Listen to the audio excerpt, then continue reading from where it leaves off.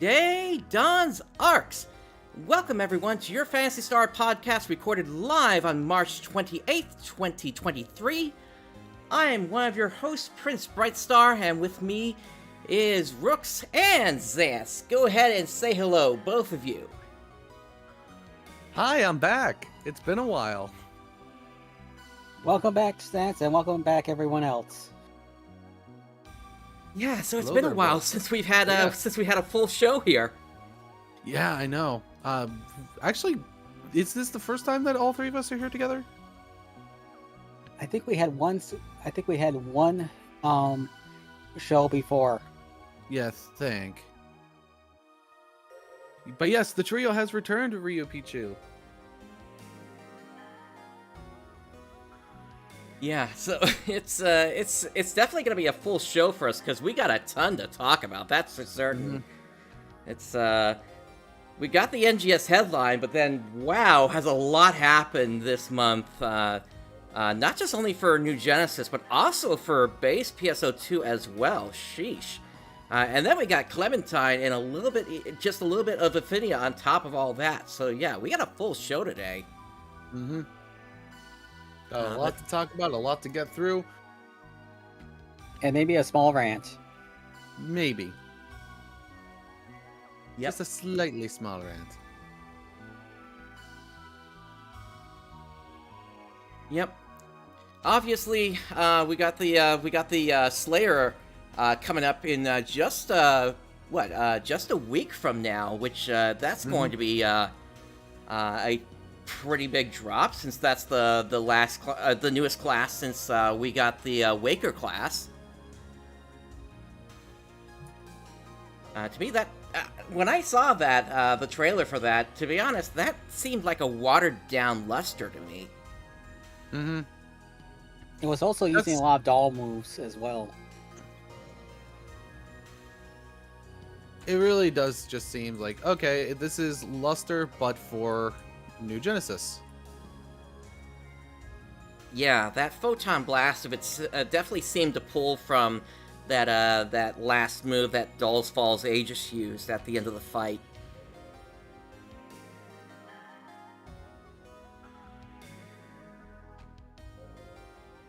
But I guess we'll all be seeing how it plays once it releases finally on the 4th. Headline is going live. Yep. Let's So move over to. We got about 1 minute for it before it starts. Yep, and I'll pull that up once it finally does actually pop itself open here.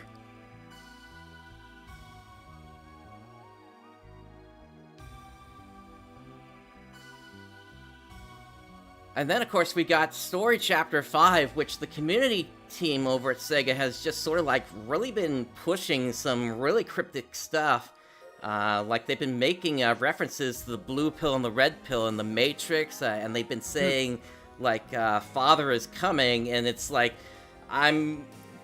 what are they talking about? Are they trying to imply that Garura isn't dead, or are they trying to lean what I've been saying that there's a mother brain about, except that it's actually a father brain? So we'll have to see on that one. Question is, why do they name it Father Brain this time instead of Mother Brain?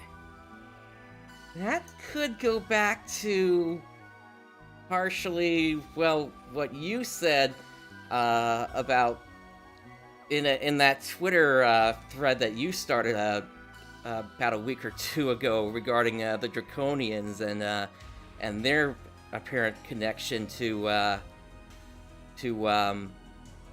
certain race elsewhere in the Sega timeline.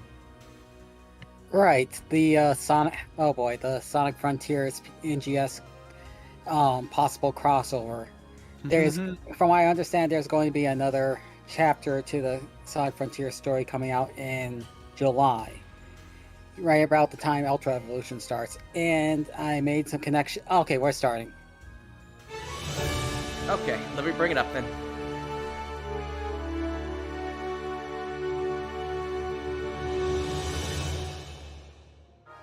Welcome back, everybody, to NGS Headline. Hello everyone, it's 9 p.m. So Why let's isn't get it starting started for with me, though? NGS Headline. I'm your host, Hiro Arai, the official NGS navigator, here to bring you the latest info on NGS. We are in the midst of hay fever season, but there is a lot coming up in April Take that your you zinc, have been waiting everybody. for, such as the addition of the new Slayer class. Yep. So I will try to keep plowing through And the hello, pollen. Alex, There will be more Ryupichu, information Lord about Samuel, and Slayer in Buffet. this broadcast, so stay tuned. Bufflet is calm, by the way. Once Oh. again, this program is to inform Hello, players Calm, about the present and future of Sega's online RPG, PSO2 New Genesis, or NGS for short, with info on current operations, future updates, campaigns, and more. Hello, And Aza. Azer. This is a pre-recorded broadcast. If you would like to watch it in Japanese, you can check it out on the Japanese NGS YouTube channel.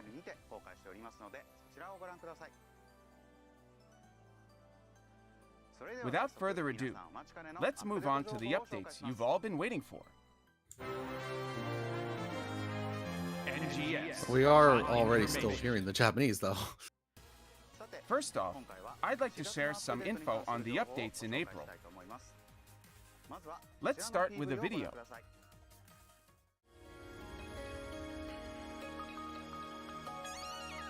Alright, here we go. April. Oh boy. Wait, really? Holy crap, they're doing Chapter 5 Oh. already. Okay.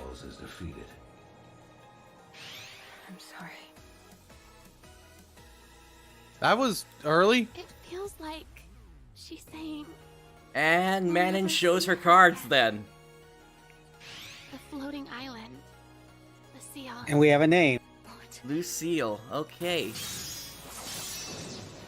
Yeah, man is gone. Putting an end to this experiment. And how will you do that? Just have to defeat you.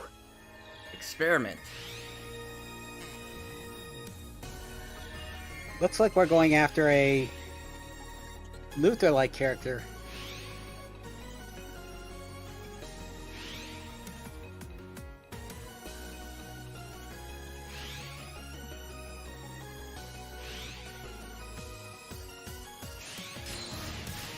So we're getting creative spaces early then? Okay. I'm fine with that. And easier to do the add-on skills, okay. Wow, okay, so they really pushed to get this stuff out then. Yeah.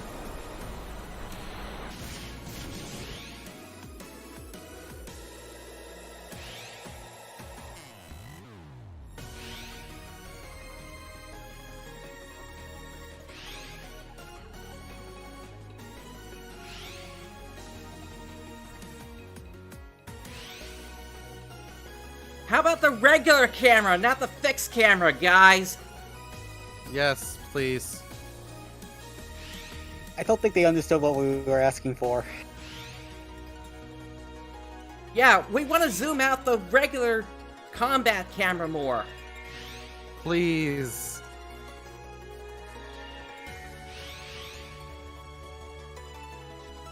Your regular camera is giving people motion sickness.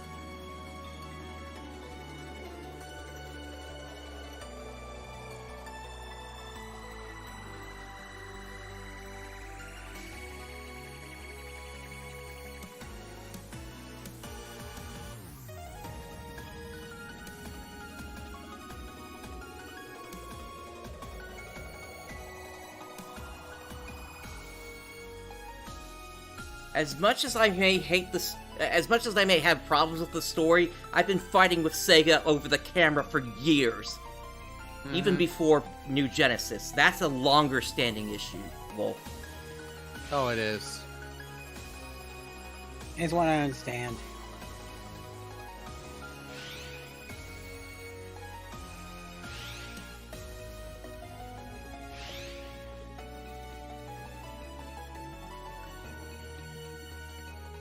Okay, that's an interesting one. Yep. Swimming through space.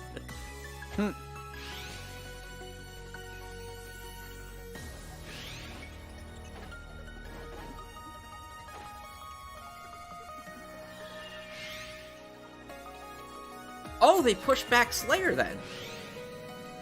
Huh.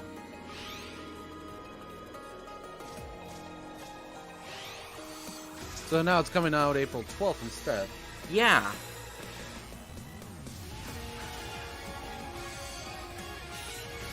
But yes, the Field of View Slayer should absolutely be available in all games.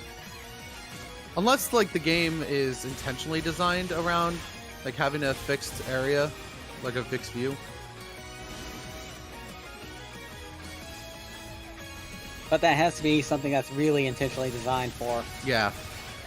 The problem is the bosses in this game are just so much larger than they were back in PSO2 that it's ridiculous. You can't see the windups that they make in this game if you turn off the boss camera. Mm-hmm.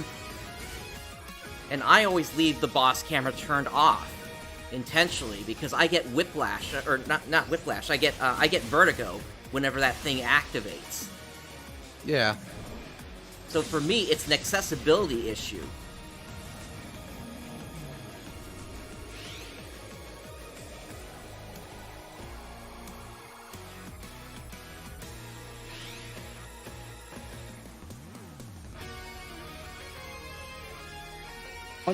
I wonder if there will be a story behind the Slayer class. Could be. Possibly, but there hasn't been a story behind any other classes. Well, there was in base PSO2 because the hero story, the story of the hero class, the story of the yeah, all of those.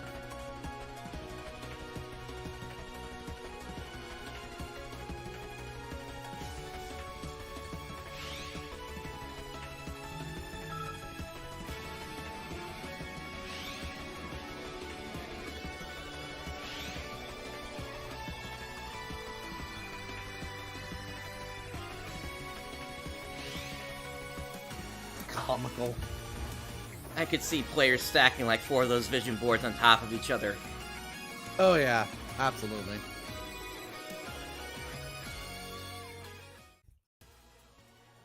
What did you think? Let me walk you through the updates with some slides. Let's start with this. Chapter 5 of the main story is on its way.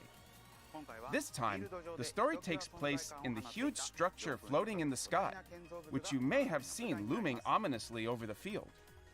How will the protagonists get to what's known by the people as the floating island?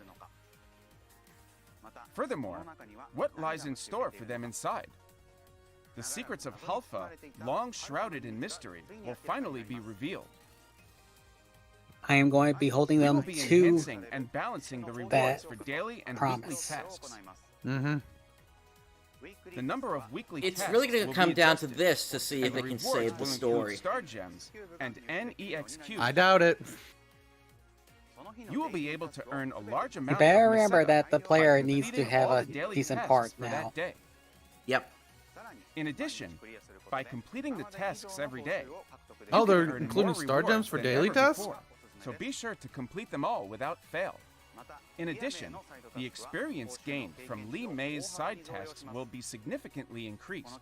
So please take this opportunity to strengthen your various classes.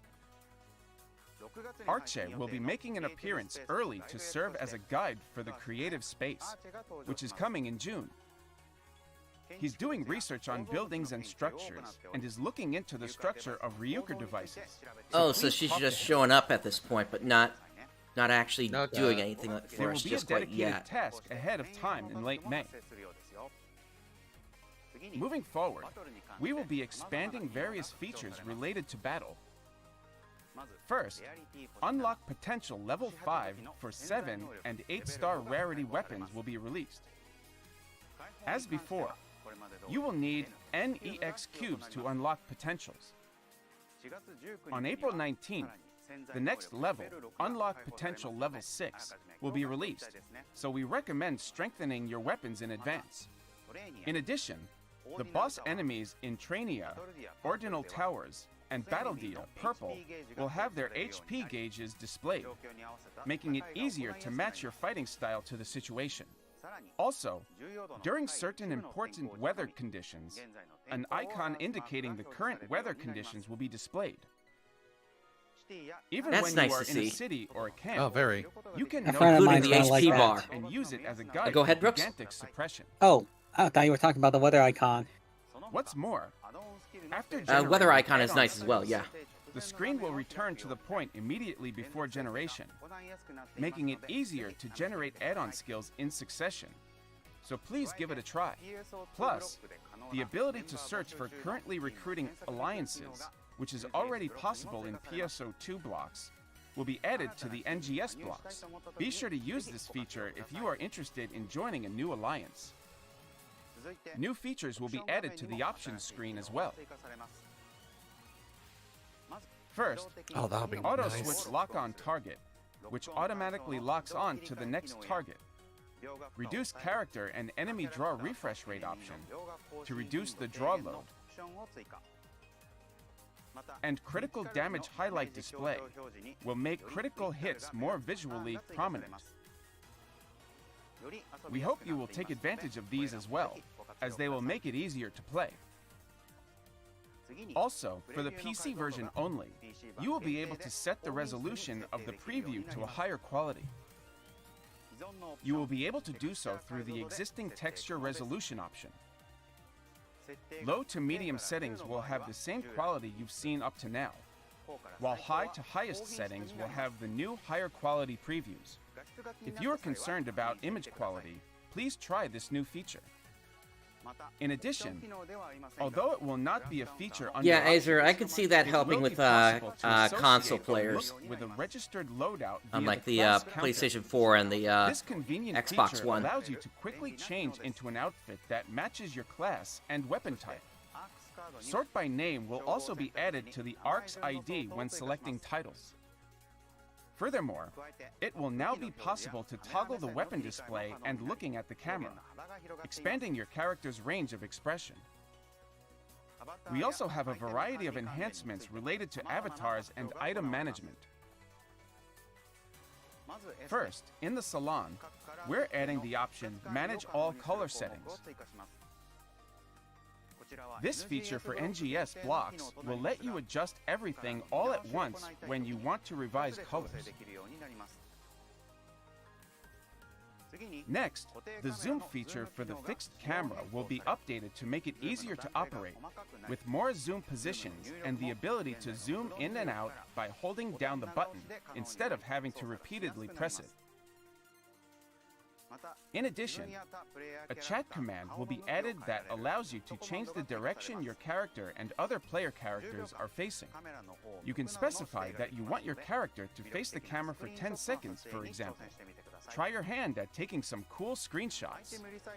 A new category will be added to the exchange shop, including the item recycle menu that will display all items available for trade-in. This is convenient because all the items held in the inventory and kept in various storages will be displayed in a single category. The Scratch Ticket prize list will have a new feature for filtering categories, making it easier to find desired items. Extended Storage 7 will also be added, so if you want to hoard even more items, hey, go nuts! They added 6 with the start of New Genesis. In addition to what's been shown in the video and the slides, Yeah, we but Here have we a couple go. of bonus updates for you. The music set in the Mag Jukebox I hoard all the currently items. switches to the game's background music when an urgent quest alert begins, but the specifications will be changed so that the music you set will continue to play until the urgent quest itself begins. Plus, in combat sectors, the PSE level will be raised by 1 when a transport truck defense trial is completed. If transport truck defense is included in a chaos trial, the PSE level will increase by 2, giving you a shot at a PSE burst. So be sure to complete these when the opportunity arises. That's good, because now players are going to be incentivized to Moving complete on, those finally. We have the newly Yeah. added Mission Pass storage. This storage can be Problem is they accessed can still for a get knocked set down. period by using Mission Pass storage use tickets, which can be obtained as Mission Pass tier rewards. These tickets are available each season as Mission Pass normal rewards, so please make use of this storage when going on missions. You can keep up to 300 items in this storage. Please note that although the Mission Pass storage will be displayed in the menu starting with the April 5th update, Mission Pass storage use tickets will only be obtainable starting with the NGS Season 19 Mission Pass, which begins on April 12th.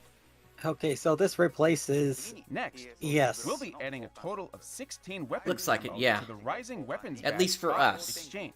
And the exchange shop We in might have to PSO2 go blocks, over to the including Japanese Lightweave stream Claw's to tail check and that out Riverlate Armory. after Weapon this camo stream. obtained in PSO2 blocks can also be used in NGS blocks, so don't hesitate to cover those basic weapons in some glorious weapon camo. Now it's time to show off the new scratch ticket, Combat Classics. We've got light combat garb, power suit style layering wear, and flight jacket outerwear for all your runway needs. And the cherry on top? NGS Video Contest winner Motion Dash Swimming Through Space, with an alternate version available as the scratch count bonus. Don't miss out. The new Slayer class drops on April 12th. This ranged class uses the new Gunblade weapon category and specializes in weaving together a variety of actions for quick sequences of attacks. In addition, you can switch between Photon Arts abilities with the directional inputs, enabling a wide array of actions and making it easy to use the right ability in any situation. Certain class skills also get a boost to critical hit rate or a bonus when you land a critical hit, and you still get these effects when Slayer is set as your subclass. Take So a players stab are at still the going to Slayer build based as on either your main crits. class or subclass. Give it a shot.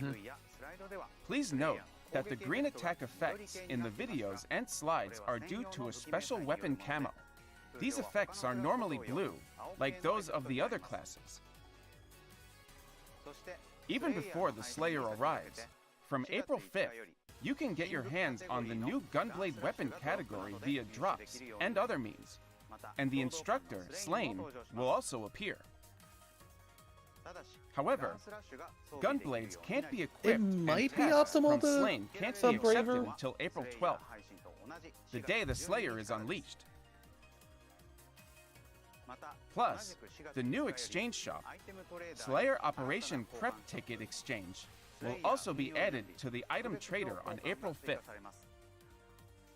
Okay, so you can augment Here you before can Slayer trade actually for a comes slew out. of Gunblades Oh, that's and weapon nice. camo, using the Slayer Operation Prep tickets from the Get Ready for the Slayer campaign currently underway.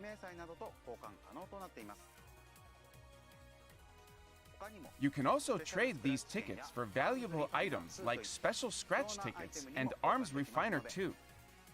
So put your trading hat on and exchange. At least for I the understand not items you want. everyone is looking forward to New Slayer. items are being added to the SG Scratch Ticket lineup. They almost for are. Slash and Slayer. It's full of cast parts and weapon camo based on the new Slayer class. Yeah, I've got a set all set ready to go for The green units. effects shown in the video and slides are and a examples character of ready what to it go, looks like so. when this weapon camo is equipped. The featured items will be new hairstyles, eyes, and weapon camo, and the win rate for these will be increased up to 1.5 times. The motion change, motion jump, comical will be added as the scratch count bonus, so keep an eye out for that too. Furthermore, you can get a new shoulder pad style accessory, Magform Ram 1000 Millennium, which can be changed into a mag based on the new Slayer class, and a different effect color version of the motion change item Motion Dash I'm Flying in the Mission Pass NGS Season 19. Please note that the previously mentioned ticket to allow you to access the Mission Pass storage will be available from this Mission Pass. That's all that is being released up until mid-April. Now then, please take a look at the video to see what's coming in late April. This is probably going to be Maybe anniversary related?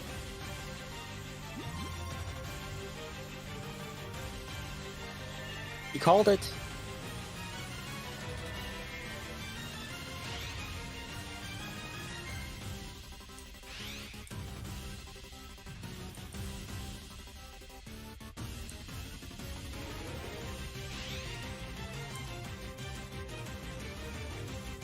See me for this one.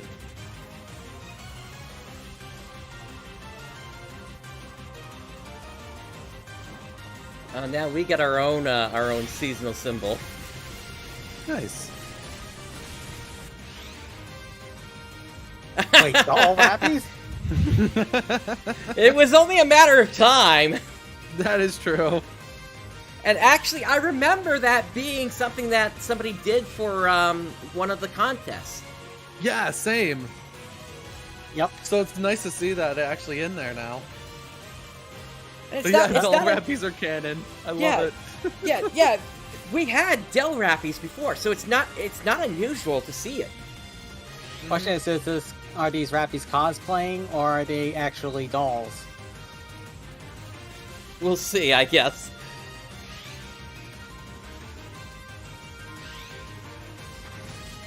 Potential level 6. Oh boy. Oh boy.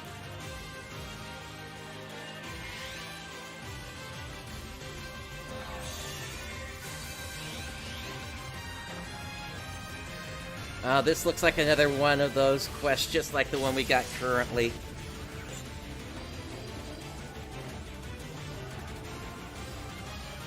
I'm not seeing a point counter. Well, there's no interface up right now.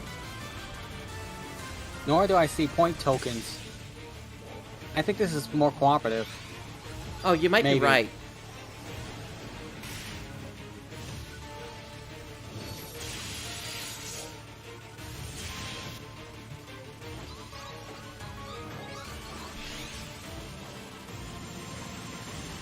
Okay, that's new.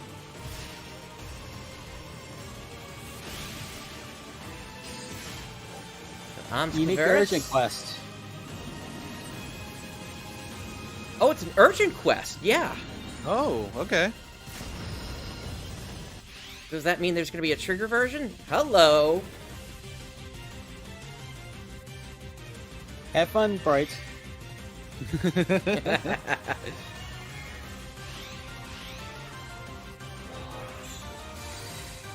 I wonder if the dolls material is going to be flowing in them this time or not. The previous one. Oh, duo quest. So Solo challenge. Oh, you mean the solo stuff I've been doing up until now is like not really solo? Is that what they're saying? Pretty much, yeah. But now these are actual solo.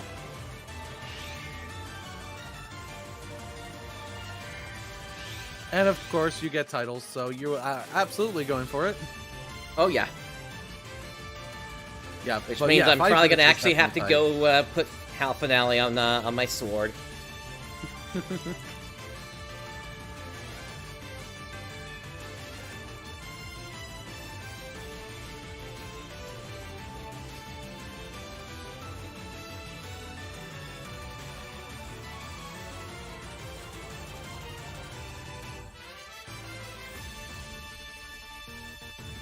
No cast parts in this AC Scratch again.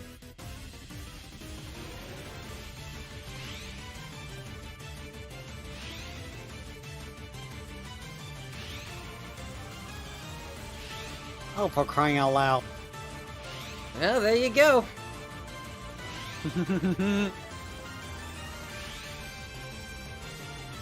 I have to get this for Angel. I have no choice. Yep.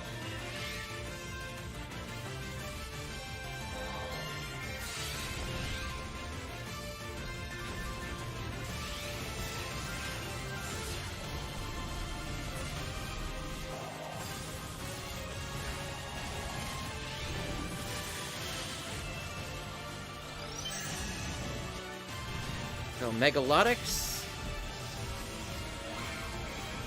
Now the question is, are these Vera types or not?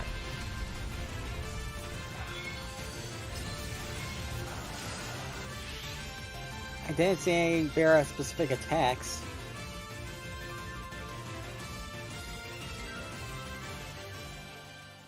I need to see if that's a replacement tail for me or not. Now, allow me to provide a summary of these updates with some slides. Starting with this info. A little further down the road, on June 23rd, NGS will finally celebrate the second anniversary of its launch. We would like to thank all ARKS for playing NGS. Thank you so much.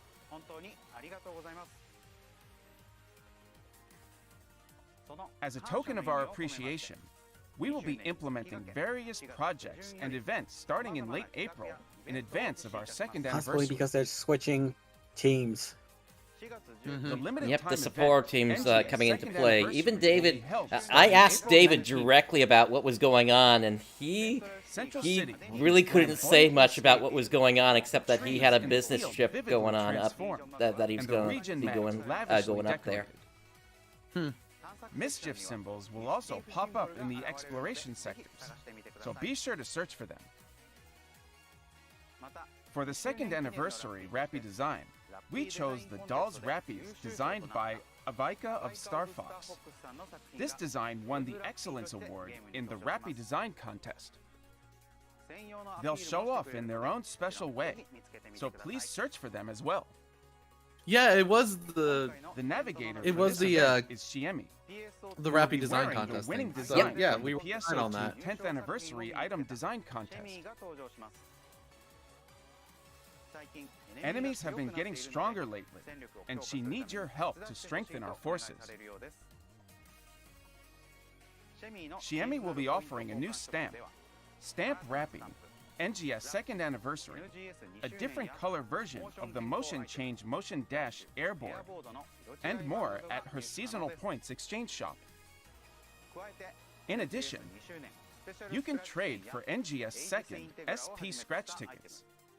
Items including Aegis Integra and Augment capsules effective for the dual quests we'll be talking about later. Now the question becomes, The new since they're 8-star blowing their rarity load right Vita now, weapon series what are they going to available do during for the May? event are dark element weapons Good that have question. the effect of recovering HP after a certain amount of time, and come with the Augment Dark Exploit 2. During the seasonal event, enemies' elemental weaknesses will be changed to dark, so grab these weapons to get the upper hand in battle. They will also give you the Augment Sezun Segundenefil, which will make you even more powerful during the event. In addition, you can get them. The poor at translator seasonal just couldn't points say that exchange word. shop, I with doubt an any of us enhancement could. level of plus 51 and potential level 5, so be sure to shop till you drop. The special scratch ticket for the event period will be the NGS second special scratch. Collect these exclusive scratch tickets to get new weapon camo and items such as Relic Axion and Shien Taio, plus other hard-to-find items released in the past. Some of the items that can be won from the NGS second special scratch will be added to the regular special scratch ticket prizes after the event period ends, but the difficulty of obtaining them will increase.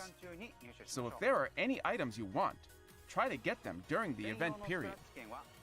These exclusive scratch tickets will be available at Seasonal Points Exchange Shop, as well as through limited time quests and tasks. In addition, during the event, there will be special tasks for you to try. Titles have also been added, among them the title task, NGS Second Anniversary Point Collector, which will earn you the weapon camo Revita Almaty.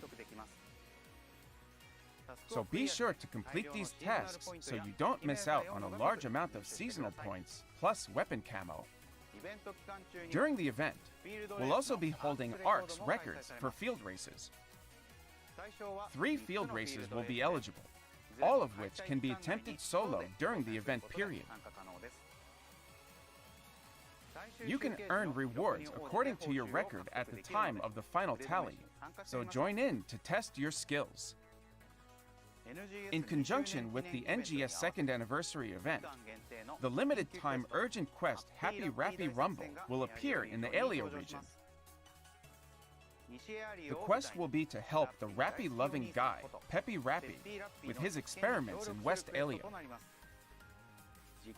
The quest will be to defeat 300 enemies attracted by the experiment, and at the end of the quest, the event's exclusive boss enemy, Resplendent Arms, will appear. Resplendent Arms may drop accessories that are designed after its appearance. Also, if you succeed in the trials that occur along the way, many game elements and blast design will appear, so make good use of them. As the enemy is defeated, the lights emitted from the experimental device become more and more spectacular, and more rappies are attracted to it.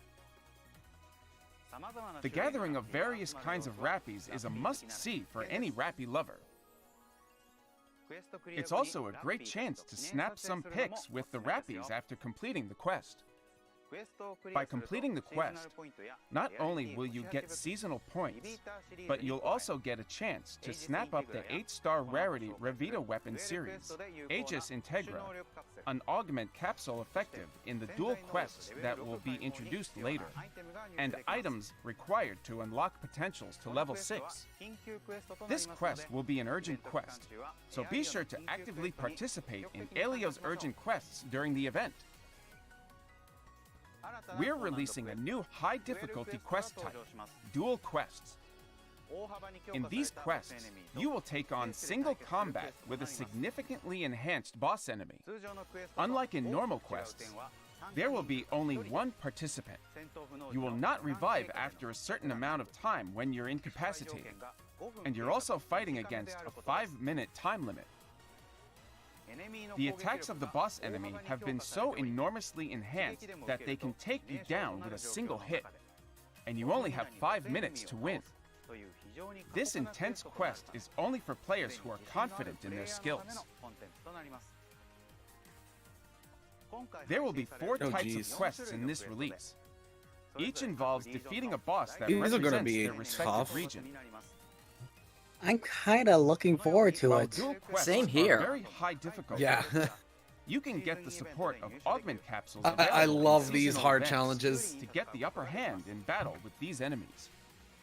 So prepare your augment capsules. I suspect weapons, they're and armor I for suspect this they're probably fantastic going to fight. reduce the HP at least just a little bit, just to Additionally, make it there at will be least 2 somewhat title manageable tests related to dual actually quests. One for completing hit it the once, target. and one for achieving S rank. You can That, get star and I gems also, and titles by if completing you've been these title soloing tests. Gigantics, Moreover, then I'm pretty sure none you of these can get guys your are going to show hands you on anything you haven't magnificent seen already. rewards, such as special Right. Nope. titles and exclusive items including Mag Form Re Agastya, the Motion Change Motion, Idle Checking Things Out B, and the Stamp Rappy Sleepy by completing 4 dual quests. So, while it may be incredibly difficult, it is well worth the challenge for a chance at these awesome rewards. Next, potential level 6 will be unlocked for all weapons. 2 items will be required for unlocking: Photon Chunk 2A and Photon Chunk 2B. The required number of these items will vary depending on the rarity.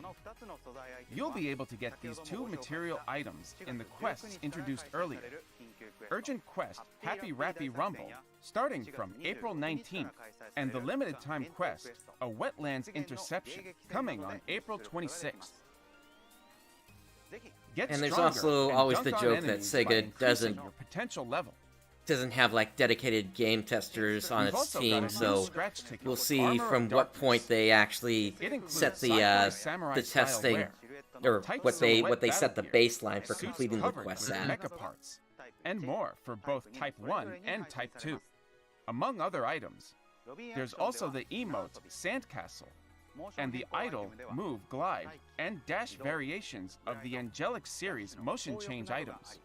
As for the scratch count bonus, we've got alternative versions of the Angelic Glide and Dash Motion Change items, so please look forward to this heavenly collection of darkness.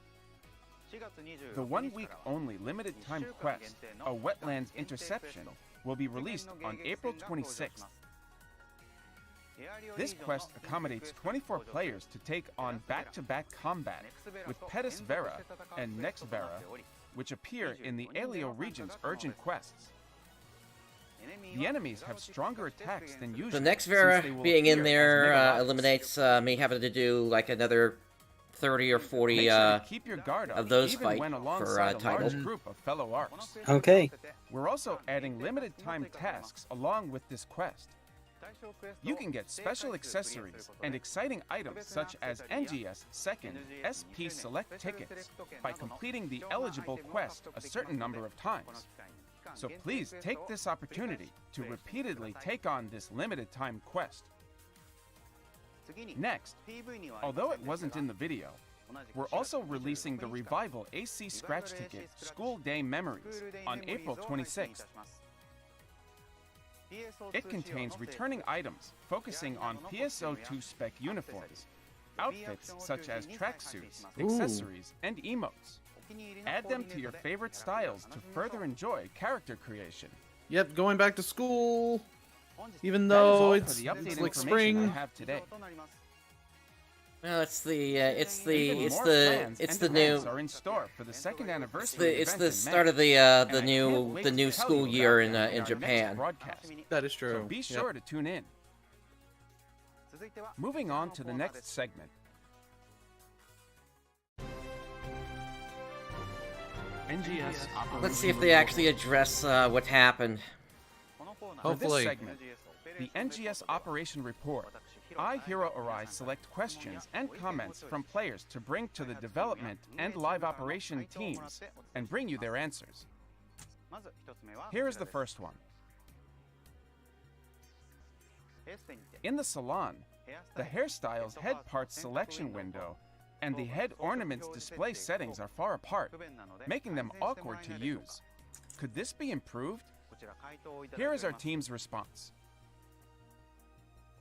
In response to your request, we will be adding the head ornaments display settings to the hairstyle's head parts selection window in a future update, though this will be limited to only NGS blocks.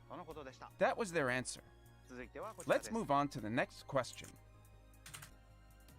Could you improve the search feature in the personal shop? It doesn't find the items I want unless I input their exact names. Agreed. Which is Agreed. inconvenient. Yeah. Here is our team's response. In response to your request, we will modify the personal Please. shop's search feature in a future update to provide candidate item names that resemble what you've input. Even Bring if the this back to spelling is base slightly off. PSO2. That was their answer. Thank Up to you. now, even the slightest typo can mean you won't find what you're searching for. This fix will make things much more convenient. Let's move on to the next question. Excess Neo's Astrian series weapons are filling up my storage. Can you increase the cap on weekly exchanges for Aegis Integra? Not anymore. Here is our team's response. In response to your request, we will raise the weekly limit on how many Neo's Astrian series weapons you can exchange for Aegis Integra in the future update. That was their answer. Let's move on to the next question. What is the maximum number of players that can enter any given creative space? Here is our team's response. We are planning on allowing up to a maximum of 100 players to enter a single creative space. The owner will be able to grant editing permissions, and up to 12 players will be able to edit a creative space at the same time. So basically, you can All have the an other entire players will be alliance in able to there. freely explore Oh, the nice. creative space. Awesome. We encourage players to invite their friends and alliance members and use their creative space as a lively social hub. That was their answer. The next question is about the new Slayer class.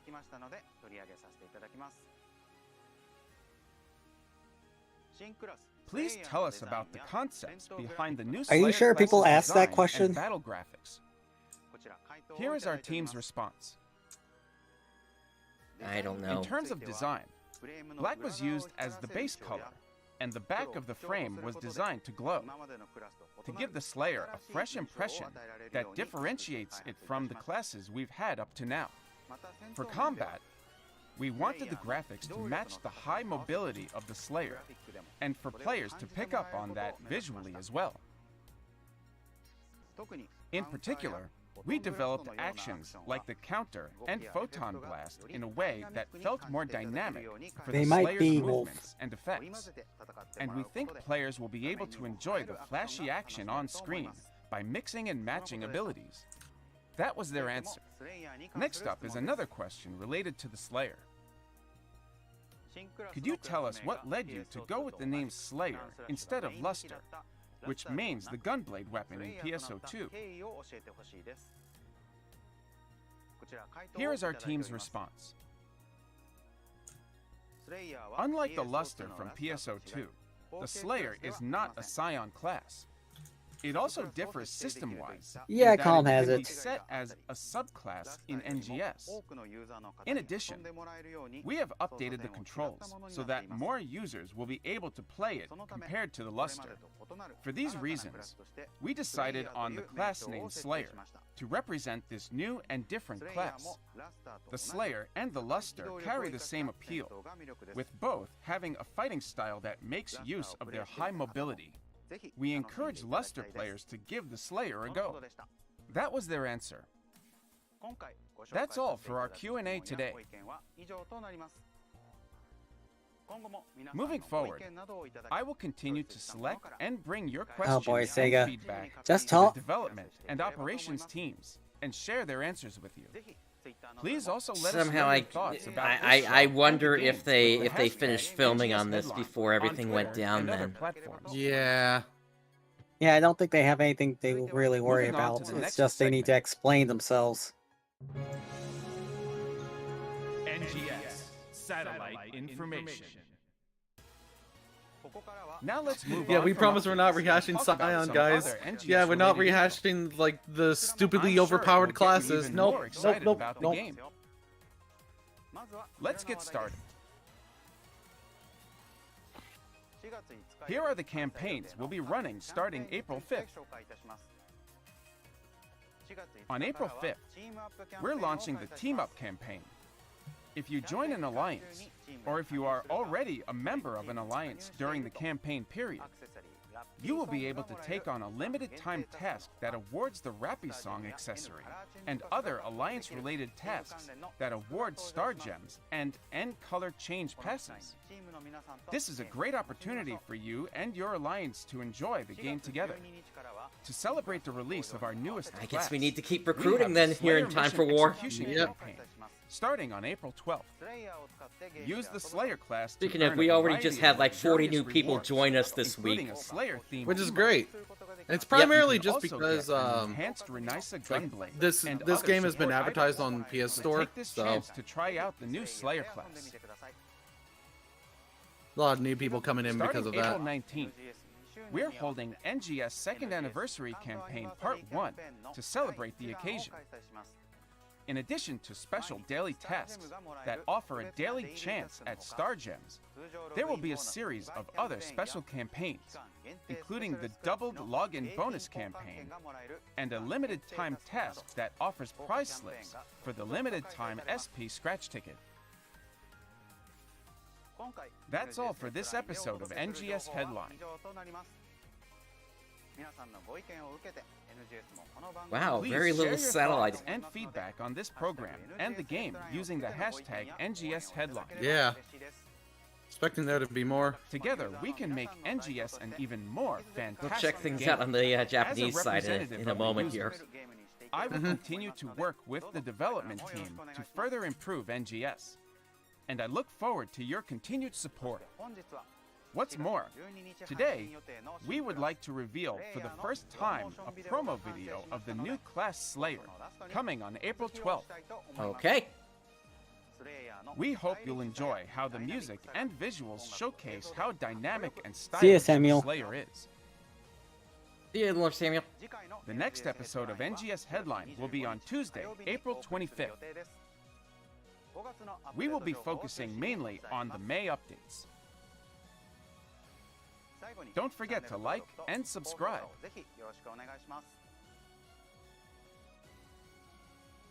Now then, ARKS, I'll see you at the next NGS Headline. Thanks for watching here on Tuesday night. I'll see you on next NGS Headline. Bye-bye.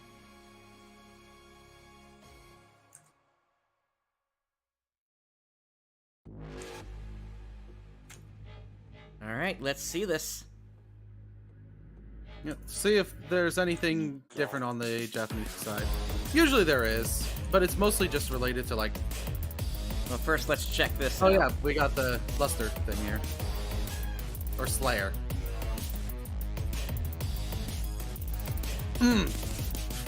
Yeah, hit us with that dubstep.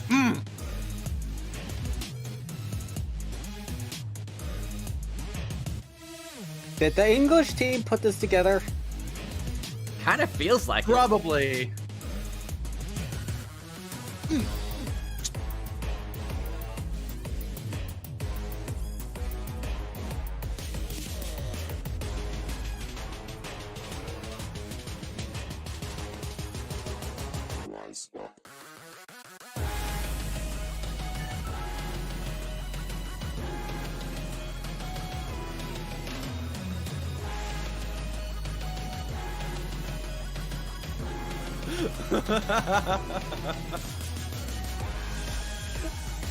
It really does look like it. Like, have you seen the Sonic Frontier stuff? Oh yeah, it does kind of remind me of that one. The Face Your Fears one. yeah, Or not? the first yeah. boss. Yep.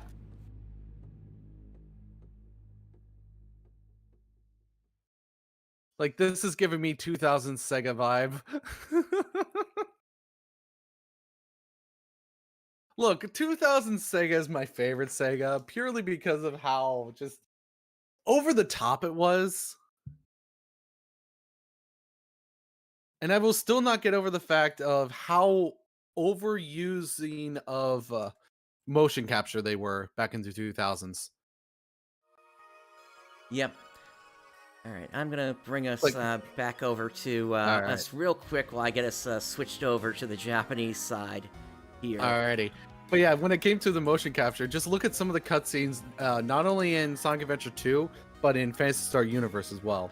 It's like, they are mocapped to hell. There's a lot of their Dreamcast games, like their first party ones. Space Channel 5 also did mocap.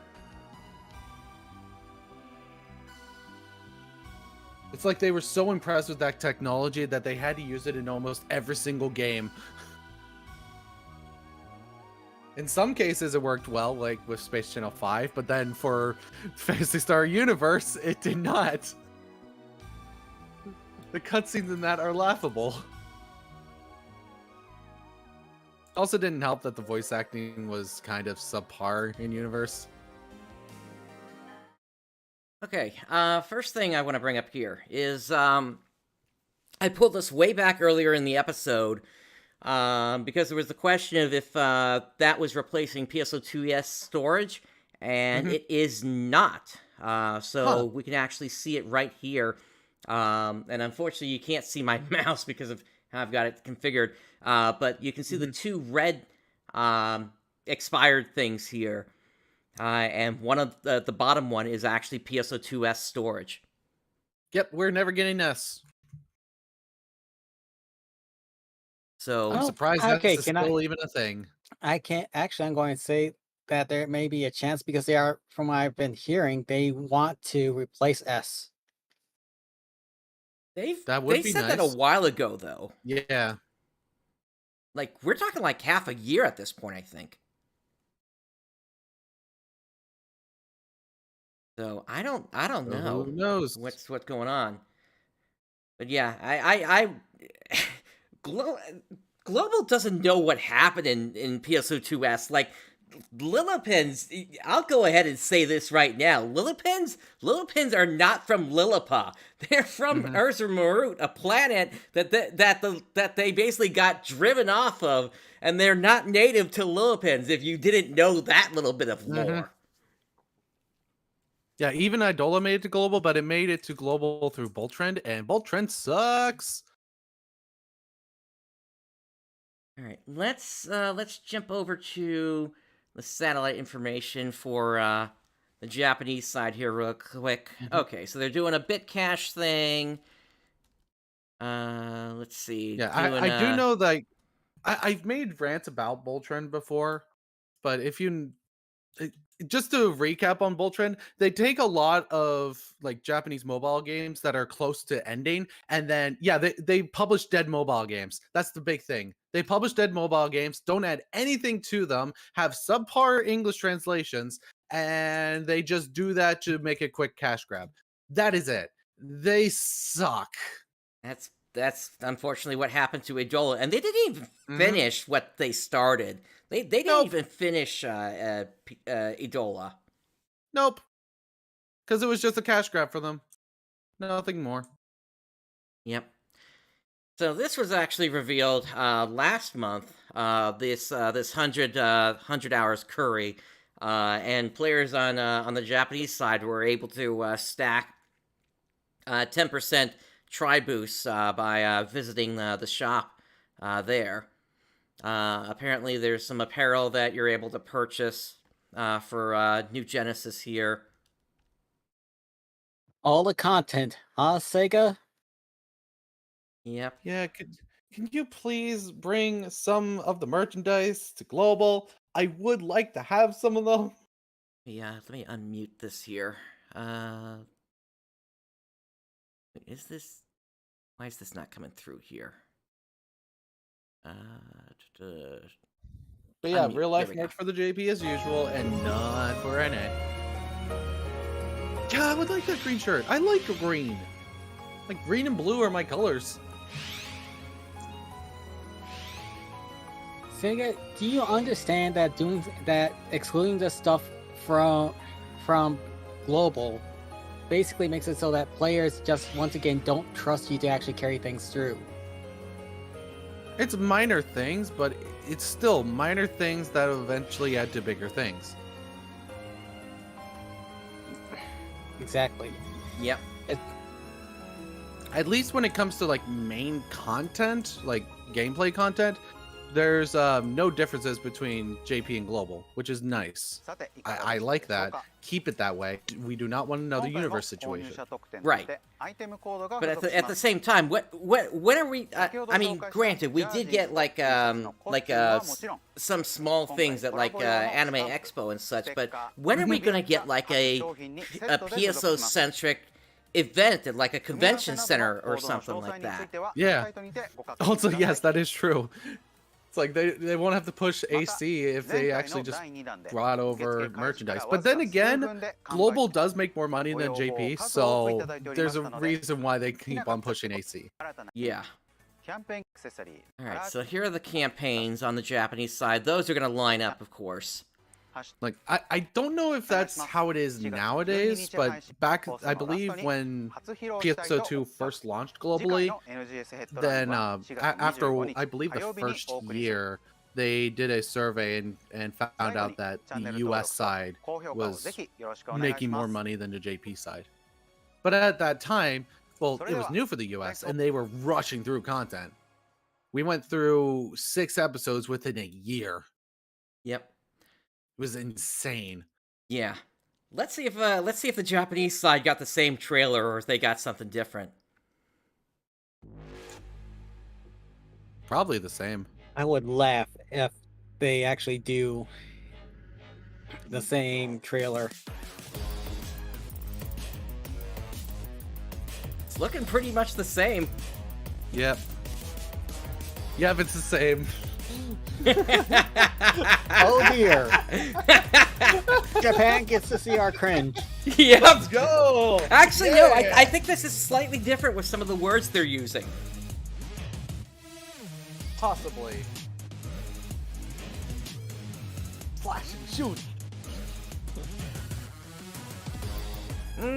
Actually, no, it might be the same. Maybe I only saw the Yeah. We only just saw the English one time, so.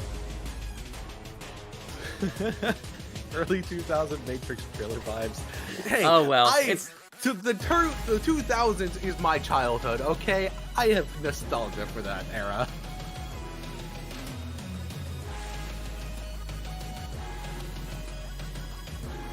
But yeah, I wish they did stretch out global instead of rushing everything within a year. And that also would have given NGS more time to cook, because nowadays NGS is in a good position. Far better than when it launched. It was such a long stretch of just nothing. Oh boy, yeah. Yeah. Yeah, we also have set different expectations for NGS as well. By shoving us through all that content right out of the bat, it made everyone think that Phantasy Star Online 2 was going to be just a content flood constantly. Yep. That was... Well, even on the JP side, there were people complaining on how just nothing it was. Japan was a whole lot more critical on New Genesis than we were. Oh, they were insanely more critical on New Genesis. It was kind of hilarious to see.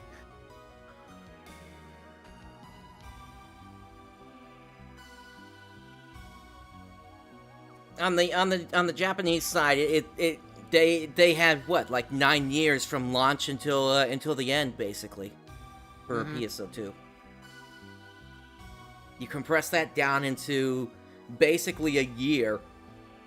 I mean, things are going to get lost, including, and I've said this before, the event, the PSU, or rather the Phantasy Star Portable series PSO2 crossover, which we know for a fact that they did complete the voice work. The voice lines for that got leaked around the time that the Microsoft Store version came out. And I took what was leaked, and that's being put together, and I'm gonna try to get part of that together for what I'm putting together for the 5th Secrets of New Genesis, which I'm gonna hopefully get out before Chapter 5 comes out. It might be like the day before, so we'll see. But yeah, there was so much stuff that just was still missing in global compared to the JP side. Now, some events that I get why they never happened, like I get why the Monster Hunter event didn't happen, because that version of Monster Hunter that was being crossed over never released and is also shut down now. Speaking of that Monster Hunter game, what's it called again? Rise or World? Or... No. It was the MMO.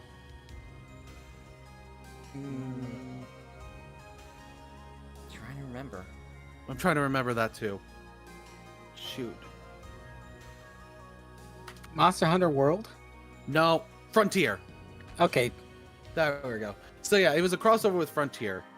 I get why that didn't happen, because Frontier never released in the US, and it was dead whenever Global happened. Yeah. But then there are other things that, like, of course, we didn't get Border Break, so that made sense that they had to replace that boss in PSO2, and yet we didn't get Shining Force Cross Raid, and yet we got that boss in one of the Extreme Quests. Yeah, Sega collected a lot of that. That is true. That might have been a case that Sega forgot they put him in there. Yeah. Well, Mr. Superbad, I was just talking about PSO2 and all the different collabs it had, because there were so many collabs that it had. But yeah, Global didn't see a lot of it. Yep. I actually did remember doing the Monster Hunter Frontier collab on the JP side, and that was before the automatic pickup of materials. So all that meat that you had to pick up in order to exchange for items for the event, you had to manually pick all of them up. It was a pain in the ass. Because I was trying to go around and pick all of them up while not trying to pick up all the regular items that was just clogging up my inventory. Oh yeah, and Odin absolutely should have been a mainstay. Yeah, I'm really 14's surprised still that... even a thing. Yeah, I'm surprised Sega didn't work with Yoshi P on that one. Mm-hmm. And then the Evangelion one, yeah, that should have come over. Yeah.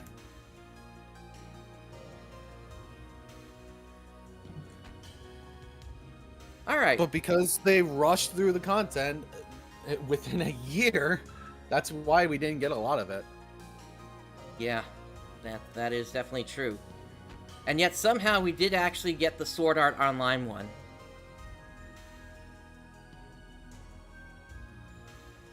But yeah, if you ignore all the temporary content, the main thing is just the duel in Chapter 5.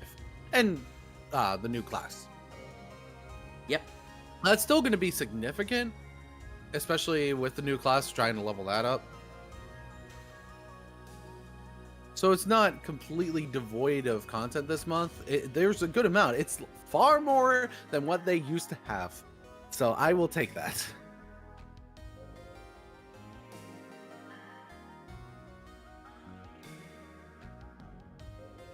Alright, well, we still have a bunch that we need to talk about here, so why don't we move on to the next topic that we've got here. Yes.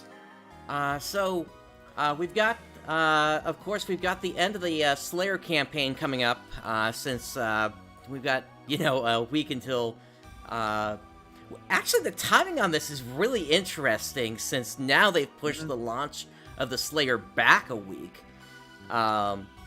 I'm surprised they're not pushing the end of this back until when the Slayer actually comes out. Mm-hmm. But yeah, so Slayer, the Slayer prep tickets, you can only get these done until the 4th. And then you'll be able to exchange your tickets until the 6th, or rather until June 6th. And so you'll be able to get all these different kinds of gun blades. It's going to be 5 tickets required for the higher end ones. So you'll want to have... you're probably going to want to pick up just one of these at the high end. Whether that be a Rugged, a Christia, a Tenebrous, or a Trunkle. And then... you'll probably want to pick up just one of either the Setchel, the Cinquim, or the Avil coat. Because I think I saw at some point they did say that there was going to be a the really early one, the Renaissance, I think it's called, that you're gonna get as well. Okay. Yeah, and from experience, the Renaissance can really carry you through almost all the way to Stia. Yep, and keep in mind that because now you can push that up to plus 60. Yeah, all of them can be limit breaked. And Renaissance is cheaper to do that with, so there's almost no reason not to. Mm-hmm. Exactly. Also, yeah, we didn't get the Fate series stuff. That is true. We only got Melty Blood. I'm just reading the chat here. Yep. You can also get some Arms Refiner 2 as well, but just once per account on that. So, if you still need to get some of those for if you're expecting to, if you're going to hang on to some of those Integras to trade them in for the Gunblade Neos weapon, then there you go. You'll be able to use that to push that up to a plus 60 for exchange.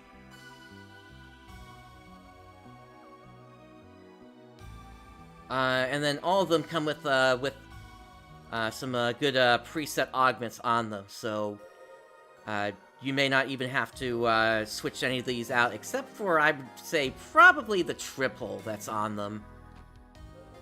That seems at the very least you could swap that out for like a Melra or a Raw Tech and get the extra 0.25 damage on that. Or maybe do something else with it. I am just pleasantly surprised they actually consider the players who may not have any interest in Slayer. Yep. So you're at least able to then get yourself some weapon camos. Although they say these are Gunblade exclusive weapon camos, so...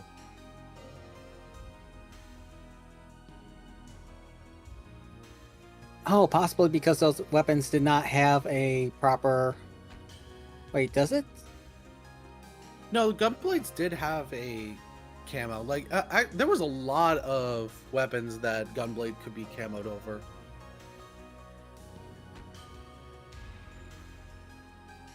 It just took until the Luster class in base PSO2 that Gunblade was actually useful.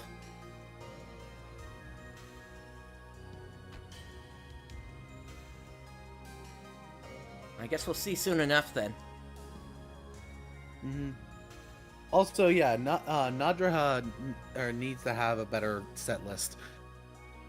No, there are people who actually do like her. I did see that in the last concert that happened. It was funny.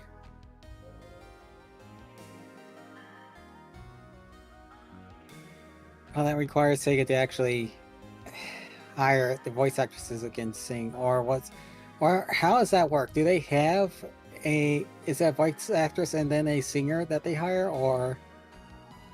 We don't know. They haven't published the credits list for the voice actors yet. We just have the production team at this point. They usually hold off on that until the end of the episode.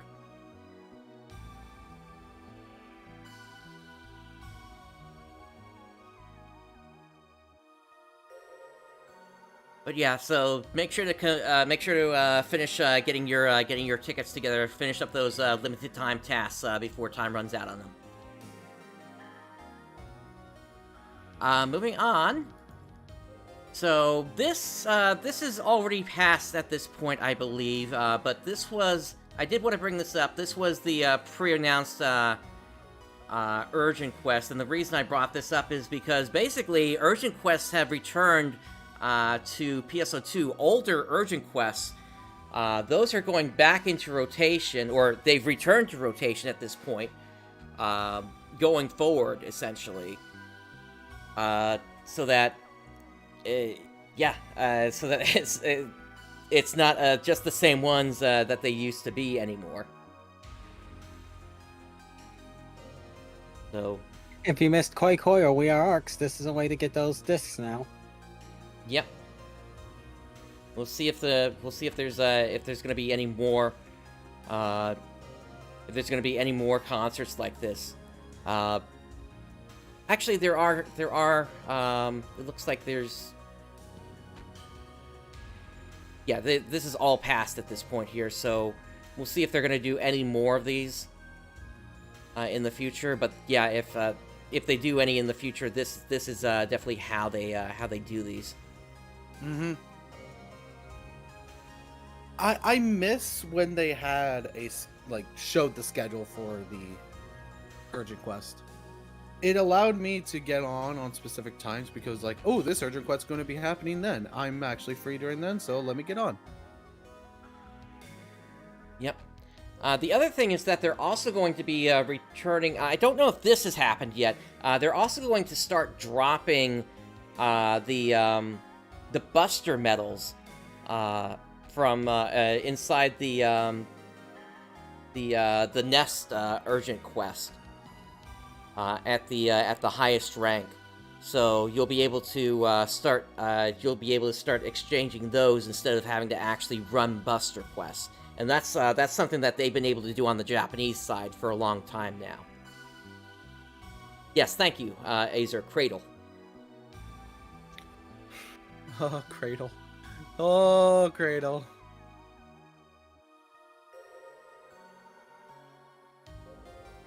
Now, for next week, there are going to be some pre-announced urgent quests. So we are going to be seeing a whole bunch of Nadara again. So, yeah, she's going to be singing her set quite a bit. Those 2 songs. And then it's going to be a whole bunch of the Battle of Halfia Lake.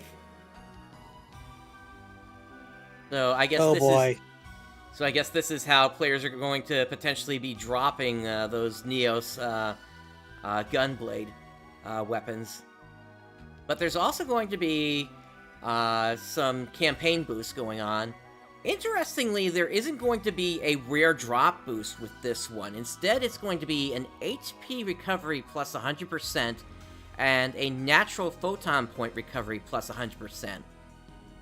And then you're going to be seeing an increased drop rate of Aegis Integra, all the different notes from each region that are from the field areas, not the battle areas, plus the Dominas, and then 4 weapon camos, the Curio Holy Ray, the Sophistus Obs, the Straga Almaty color variation, and the Sexual Almaty color variation.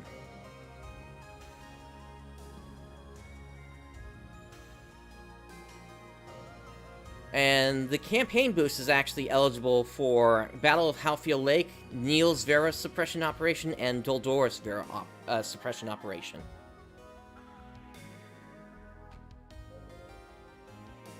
So if you haven't had enough of Dark Falls Aegis yet, there you go. And with the recent influx of players, that's probably going to be around the time when they're going to start hitting max level.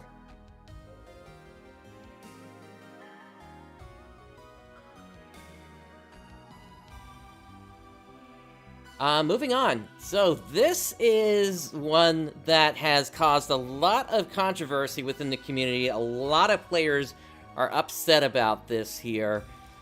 So, as part of the June 2023 updates for some of the weekly rankings in PSO2 blocks that currently have fewer players, they will be replacing the SG ticket rewards with various items.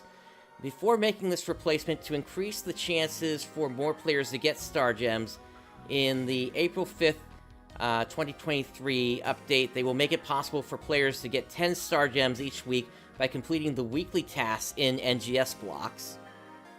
So, the adjustments they're making, so for rare containers open rankings, personal quarter visitor rankings, and the time attack rankings group solo. So for rank 1, before you would get 200 Star Gem ticket, and after you're going to get 80 augment transfer passes. For rank 2 to 5, before you got 100 Star Gems. After you're going to get 60 augment transfer passes.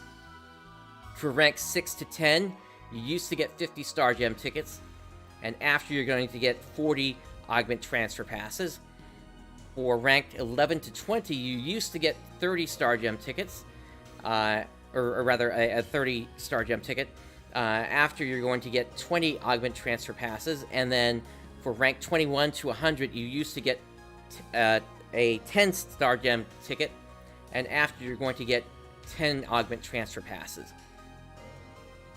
And then for challenge rankings, for Mission Strike, Mission Decision, and Mission Start, for rank 1, you used to get a 100 Star Gem ticket, and after you're going to get 60 augment transfer passes. For rank 2 to 10, you used to get a 50 Star Gem ticket. After, you're going to get 40 augment transfer passes. And for rank 11 to 50, you used to get a 30 Star Gem ticket. And after, you're going to get just a 20 augment transfer passes. And a lot of players are saying that they do not like this change. In fact, when this happened, the day that it happened, the suggestion thread that is on the official Discord was just filled with players angry over this whole thing, that nobody could say anything for regular feedback there that day. It was just filled with anger, basically. Oh boy, yeah, because it's less SG. Like, that's the big thing. Yeah, they're gonna.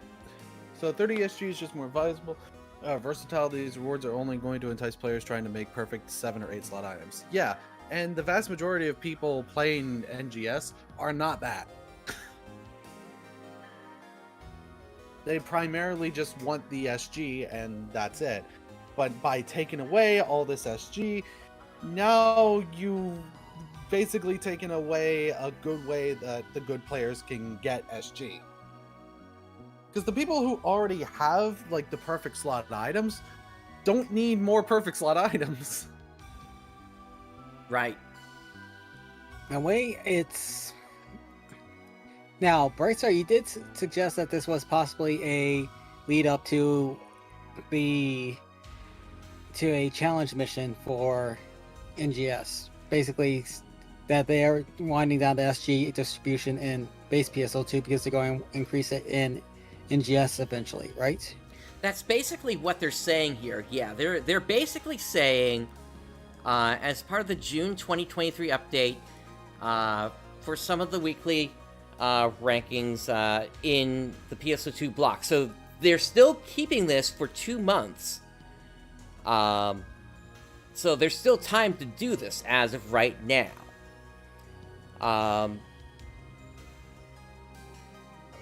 But they wouldn't do this without, at least I don't think they would do this without having something else in place.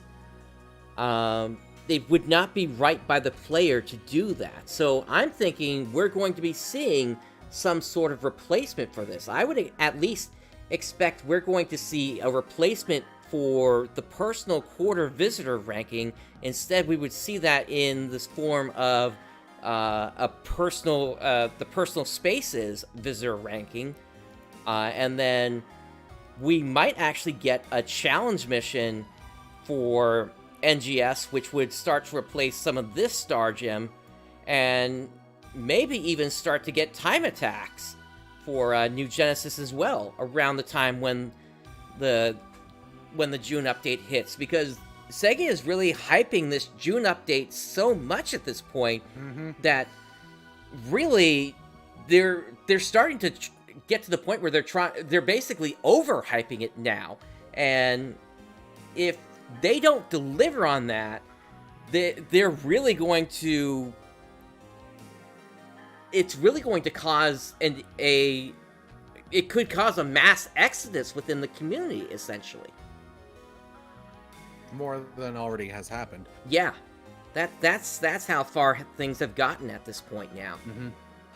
Now, we have gotten to the point where we got more people coming in purely because of this game finally being on PS4 globally. Yep, that is true. So, you got a new audience, Sega. You got more people coming in. Don't screw it up. Agreed. Also, the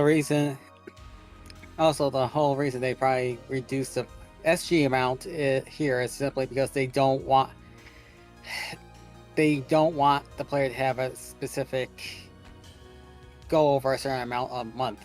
Basically, I'm assuming. So it's not really meant to take away as much as just balance things out again.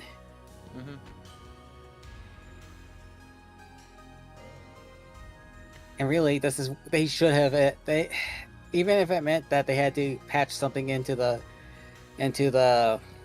headline at the last moment, they should have addressed this just for the sake of the players, easing the players' worries. Agreed. Yeah, this is something that they really should have addressed, and the fact that they didn't it shows that their community team is not paying attention. And it's a very serious issue for them, and they really should have at least given some sort of statement, even if it was just a line of text at the end of the episode saying it's something they're reconsidering, or at least they're aware of the backlash that has happened. But I guess that they recorded all the stuff before that happened? Even so, it doesn't take long to edit something at the end of an episode. And that is true. You don't need Hiro in for that. Yeah. They also could have just been scared by the player base, hoping that people settle down before they try to say anything. The creators are not going to let them forget this. That all that needs to happen is, once June rolls around, if there's no replacement, the creators just have to say, okay, where's the replacement, Sega? Why did you do this? Why did you take away our Star Gems? Mm-hmm. And if you're going to give a replacement, it's like, please tell us. Yeah. Yeah. Just explain what's replacing this. You're overhyping and you're not giving us the substance of what's making this hype real. Why are you being so secretive? So here's the thing. Sega needs to deliver next month in their next NGS headline. They need to explain at least, or give us a good trailer of what Ultra Evolution is.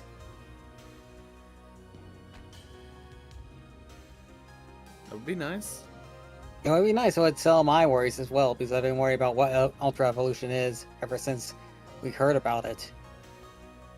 Because honestly, I've taken Ultra Evolution this whole time to be Episode 8 at this point. New Genesis was Episode 7, Ultra Evolution is Episode 8.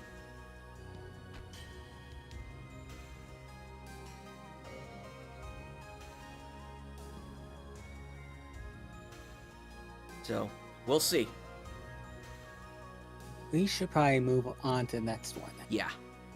Yeah, but yeah, if they have activities in NGS that reward the same compared to base, then we're good. Just yeah. By doing this and then not giving us a substantial thing in NGS as a compensation,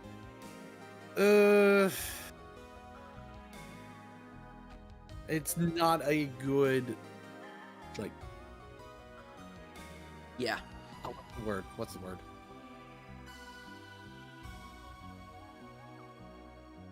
Well, trying to find a word for that, and I'm losing it. So let's just continue on then. yeah. At this point, we're just kind of repeating ourselves here. Yeah. Well, aside from that update, we've got adjustments to the daily and weekly tasks coming on the 5th. So, basically, there's going to be some changes to the amount of meseta that you're getting with the daily tasks and the weeklies. So, for the foraging for materials, they're basically changing things so that instead of needing to do things in a specified sector, you can effectively just do things in a specified region instead. Which is nice.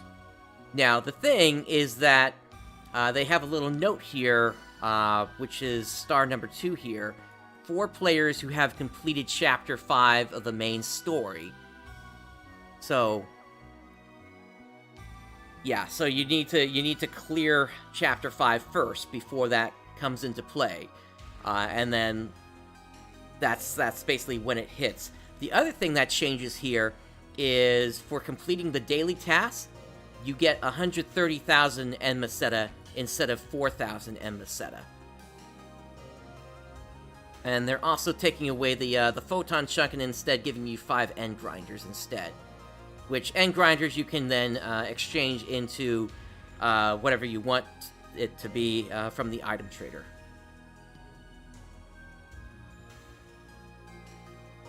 And then under the weekly tasks, they are discontinuing the weapon armor enhancement and the PSE burst of observation tasks. And then for clearing urgent quests, they are reducing the N meseta from 100,000 to 50,000. They're increasing the number of stars you get for the mission pass from 8 to 20.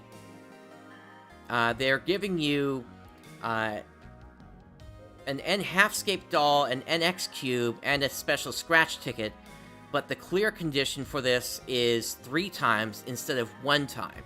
Now, one thing that I wish I had seen this before I had cleared this week, because I know there have been some people complaining about this change as well, saying that they're going to have to wait around for hours in order to get as many clears as they need to on this. The thing, though, is, do either of you know if doing a trigger urgent quest clears this or not? No, it does not. It does not.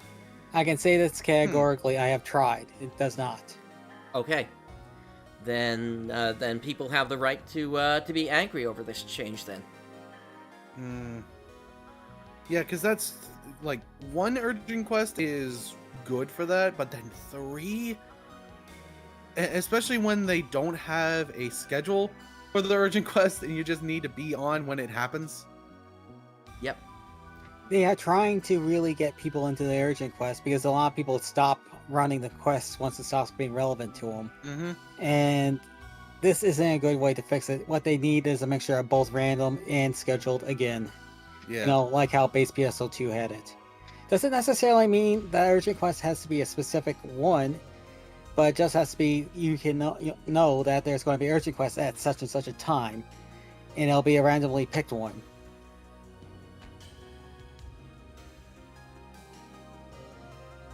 Yeah, so we'll see if Sega actually does implement something where they do like half and half or something, but as of right now, we haven't heard anything.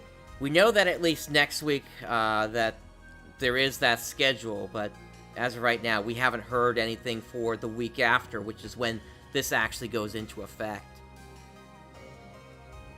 For the next one, they're changing this one from clearing Bunker Type 1 into a Bunker Type 1 or Bunker Type 2 quest. And so for this one, the end method is staying the same, but they are giving it 20 stars instead of 0 stars for the mission pass, and they're also giving you an NX cube, as well as a special scratch ticket. And then you need to do 3 clears on this, but honestly, this is simple because you can just roll into Ordinal Tower rank 1, take out the next Alio 3 times, and you're done within 5 minutes for this one. I thought rank 1 was the... You know what, never mind, that's being pedantic. Suppressed stalls, this one's being discontinued. And then there's an enemy suppression, so you can't just stop partway on this anymore. You have to take out all 1,000 enemies to get all the end meseta, but you're only going to get 50,000 out of it total. You do get 20 stars out of it for the mission pass, as well as an NX cube and a special scratch ticket. And then completing daily tasks. Wait a minute. Completing daily tasks, and then what was this one up here? Complete. Okay, this is complete daily tasks, but this is daily tasks as in the daily task for what happened that day. This is daily tasks as in completing the daily task for the week. Okay. So this will give you 30 mission pass stars, and then 50,000 end meseta. And this is where they're implementing those 10 star gems, as well as the NX cube. So they're really, and then they're also increasing the number of daily tasks that you need to clear to finish this up. So it's going to be 25 tasks instead of 20 tasks. So basically, they are really emphasizing logging into the game on a daily basis instead of just logging in, say, maybe once a week at this point now. And then they're also adjusting the Leah May stuff so that you're going to be able to get some common yellow triggers with this.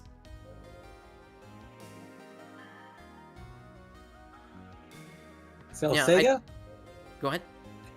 So Sega, talking directly to you. I'm probably not watching this, but forcing players to do things always backfires. Especially when you're not giving them as much for doing it as you were before. Yeah, like forcing player to do things is one thing, and then doing it more than once.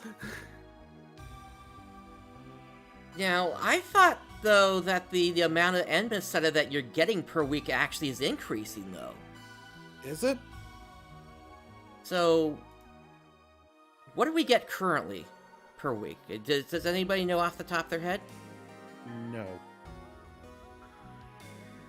So, just looking at this here, 130,000 times 7, that's 910,000 and Meseta right there. Pichu without the alpha reactors and everything like that. Just through the tasks.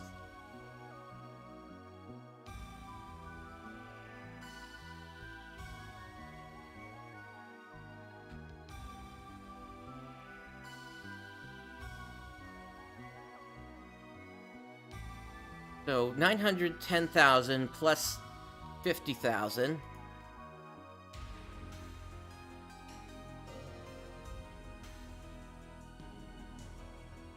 Plus another 50,000.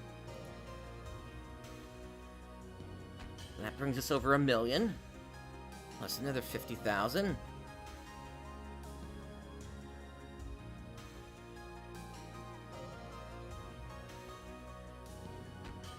And then one more 50,000.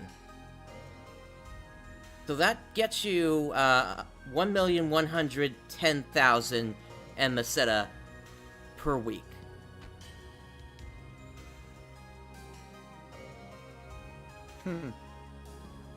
Oh, so it is. Yeah, it's 2 mil per week, and then so with this new one, is it still 2 mil?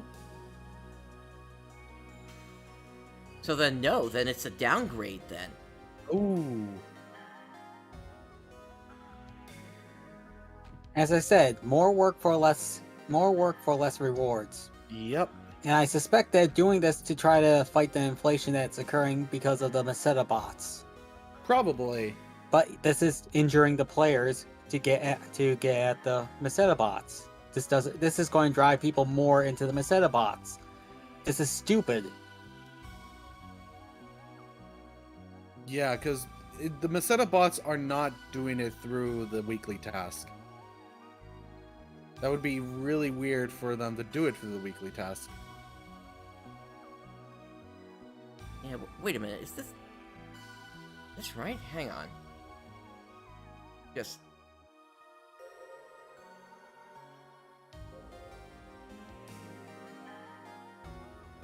Sorry, I just want to make sure I'm checking my own math here. Mm-hmm. So 200,000 here plus, so that's 2,500 or 250,000 for the enemy suppression. 50,000 for the doll suppression, plus 100,000 for clearing an urgent quest, plus 100,000 for a PSE burst observation, plus 50,000 for weapon armor enhancement. So that's 750,000. And then you don't get much for daily tasks. So no, this is actually like a 300,000 increase. Oh, it is actually an increase? Yeah. Huh. Okay, that's better. That is better.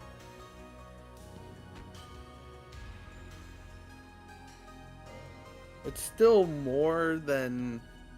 It is still more that you have to do. But it is better that it is slightly more. Yeah, Ryopichu, I think you were adding in the alpha reactors, the stellar fragments, the snow, all that sort of stuff.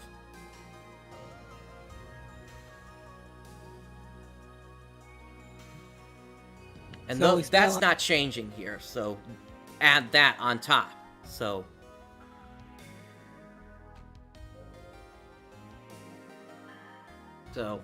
yeah, it's more work in the end, but at the very least, Sega's not taking Meseta away here. Mm-hmm. So actually, this is the right way to fight the Meseta bots in that case. That is true. All right, moving on then. No scheduled maintenance this week. So, weekly tasks are going to update tonight at 11 p.m. Eastern Time, and weekly missions will update at midnight. And then there's a bug currently with the Battle of Halfield Lake, where the background music can not play correctly. And basically, your whole experience can just be ruined. Whereby it's like the same 5 seconds of music just keep playing over and over and over throughout the entire fight, because the sympathy system has screwed up somehow. I had that happen to me once, and I just had to stop the music and just had to mute it. And actually, no, I couldn't even mute it within the game. The game was ignoring the music setting. That is hilarious. Yeah. Oh boy. So I literally had to mute the game through Windows.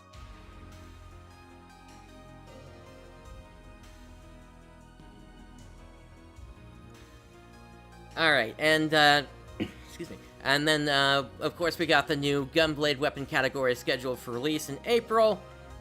So, with that, a ranged weapon potency increase for the Gunblade will be applied in all NGS blocks. And the color for the Gunblade weapon icon, including weapon camo following the April 2023 update, will be changed to be blue in all NGS blocks. The weapon icon's color in PSO2 blocks will be orange.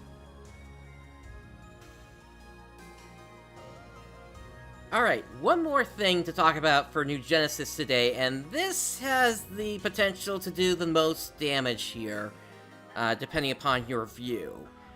It's time to talk about Welbia. Oh boy. So this was revealed to be in the files through Steam database, I believe. Yep. Yeah, SteamDB. Welbia is, if you don't know, a anti-cheat that's used in a lot of South Korean games. Black Desert Online is a good example, and it was used in BDO until they changed the easy anti-cheat, which is a far better anti-cheat. But to be fair, this anti-cheat sucks. It is really bad.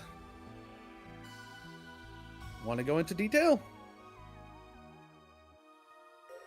One of you? Yeah, it's not good. Especially because there are bypasses abound everywhere for this thing. Mm-hmm. It's... Okay, do you want me? Yeah, go ahead. So, okay. Problems with Welbia. As all anti-cheats exist, basically all anti-cheats have been defeated at this point. Every single one, if it's been out for longer than a month, it's been defeated, period. And so already Welbia only prevents casual cheating. It also blocks the use of VPNs and proxies. If it detects you I'm not quite sure how it does it, but if it detects you trying to route your connection through something extra, they will try to block it. It'll try to block you. It also will cut off Linux users again. Just recently, a few months ago, we were able to start using NGS on Linux thanks to GameGuard updating to support the Steam Deck. If they implement Welbia into NGS, anyone who's been playing PSO2 on the Steam Deck up to this point will no longer be able to do so. At least not without finding a way to bypass it. And you already had to bypass it already just to get it working on the Steam Deck. Not with when I'm running Really? it, when I'm running NGS on the Steam Deck, I am using it legitimately. I am using Okay. it. I am using GameGuard. I send reports to GameGuard whenever it crashes, because I know that helps them, and they have outright turned Array around and fixed issues with GameGuard on the Steam Deck. So they are working on it legitimately. If Sega switches to Welbia for NGS, oh boy, it will kill that. And the problem with killing that for the Steam Deck becomes the issue of the Steam Deck is the best. Okay, in Japan, if you want to play PSO NGS portably, you have the option of doing playing it on the cloud on the Switch. That does not work in America. In America, the only way to properly play the game portably is the Steam Deck right now. Everything else is there's no other real options other than one of the other Steam Deck like devices, but they're not even that. They're far more expensive and they're far less supported. Now, the main reason I suspect Sega is trying to pull in Welbia is to fight the Meseta bots. Players have been annoyed by the Meseta bots screaming in the lobbies. Players have been annoyed by this. Sega has been annoyed because it's inflating and harming the game's internal economy. So, I do have a solution for this for Sega without switching to Welbia. 1. Deputize well-behaved players, known well-behaved players, because I know Sega's community managers are keeping an eye on players who do a good job. And PrinceBrightstar here was one time approached to work. So the next step would be deputize and give them the ability to instantly shadow ban suspected RMT bots, and only the RMT bots. This is not. The idea here is not to have these players correct the behavior of players. It's just so that they can hunt down the Meseta bots, which are making a noise, making a ruckus. I jokingly say maybe we should call them the NGS Secret Marshals, and it would be wise that they do not have a mark on their account. Just give them a visible mark, no NGS official creator or anything like that. Just let them work in stealth. By shadow banning the bots, this shuts them up, but the bots don't know that they've been banned. If you ban a bot, they see on the client a big notification that they have been banned, and the bot will automatically click off that account and go create a new one, then pop right back in. By shadow banning, the bot screaming into the void until their operator realizes that they have been shadow banned. And that slows down the cycle of the bots and new accounts being made.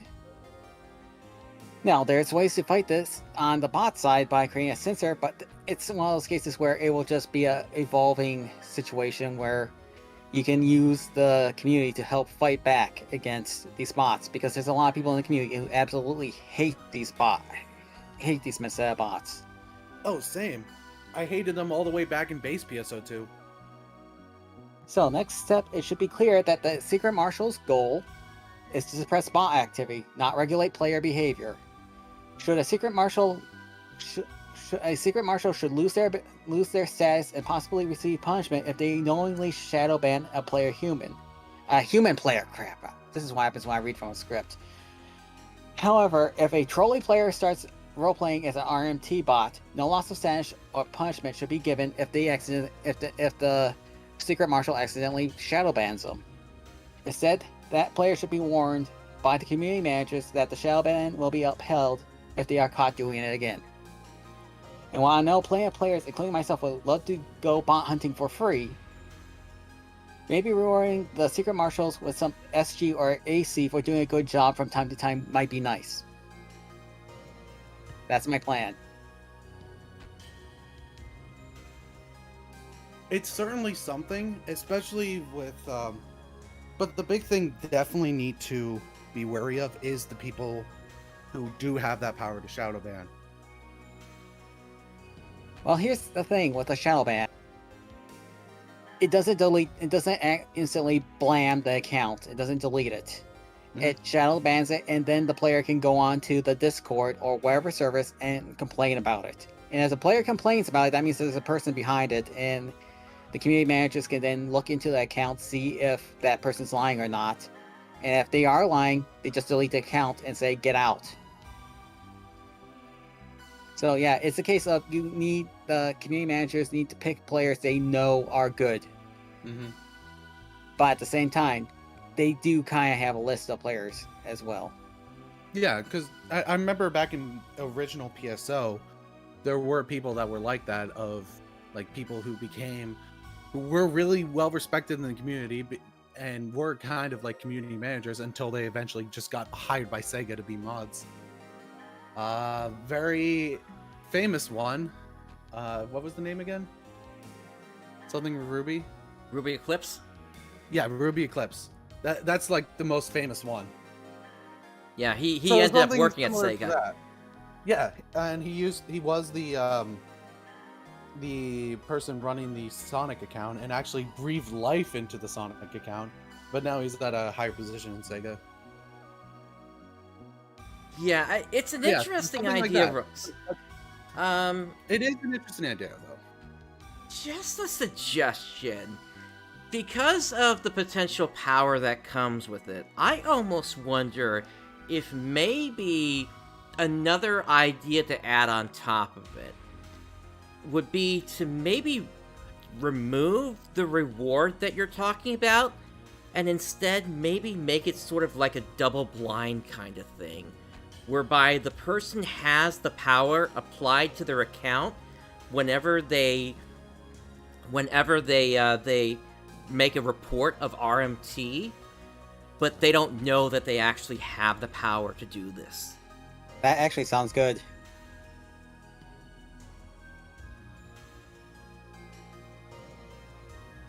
It is a risky thing, though. So that's why it needs to be closely looked at and make sure that no funny business happens with this. Yeah. And that's why I said it's not the Secret Marshals should not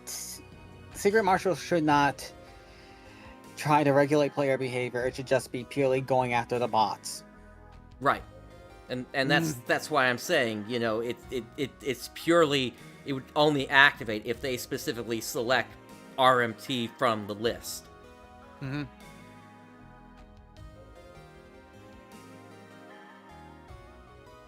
Although I guess they would have to decouple RMT from the from spamming, and I think there's one other thing on that list, so that would be a change that Sega would have to make, I guess.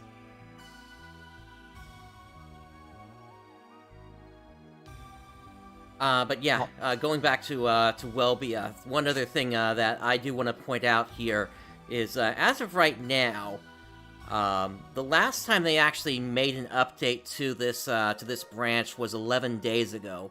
So it's possible Sega may have already made their decision if they're going to actually implement this or not, because if they were going to implement this, I would have expected them to update this branch with the last patch that came out last week. So it's kind of interesting. So they may have potentially abandoned it already. So Or maybe I the guess big June update will include this. Ooh. That's their big grand reveal. It's like, our big grand reveal, the thing we've been hyping up this entire time. Welbia. Yeah, so players. Hey, why is the player base leaving? Yeah, players need to keep an eye on this branch and see how often this thing gets updated, because if it continues to get updated, then yeah, Sega's still thinking about it. Hopefully not. But I really hope not. Yeah, players definitely need to push back against this thing, because it's definitely the wrong direction to go. At the very least, Sega needs to look at a completely different solution than what this thing is, because frankly, it's worse than Game Guard from what I've heard. At least Game Guard is... Well, okay, granted, Game Guard is Game Guard, so what are we gonna do? Hey, Game Guard at least works on a Steam Deck. And they work on it. Yep. But Game Guard has been around for 20 years at this point. What does Game Guard even do at this point?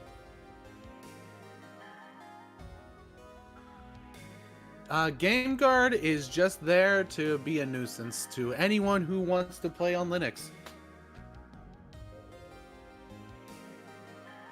Yeah, I'm surprised in all this time Sega hasn't developed their own in-house thing, to be honest. They could. I'm surprised they haven't poked Valve about using their stuff.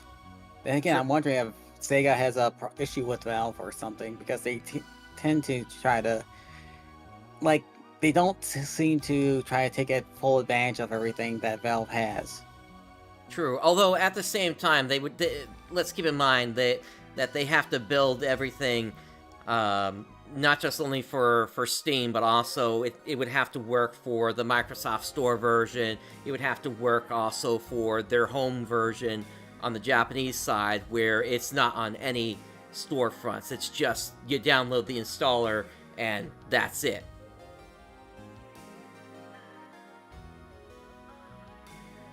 So it is interesting that there's even a Welbia branch in Steam to begin with. So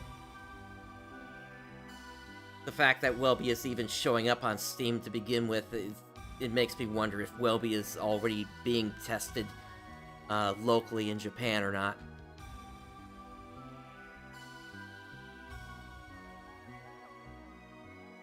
Alright, well, moving on from Welbia, and if there are any updates on the Welbia story, we'll of course keep you all updated on this.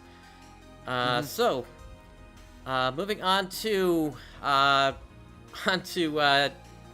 Phantasy Star Universe on Clementine here. So Zance, why don't you go ahead and take this section here?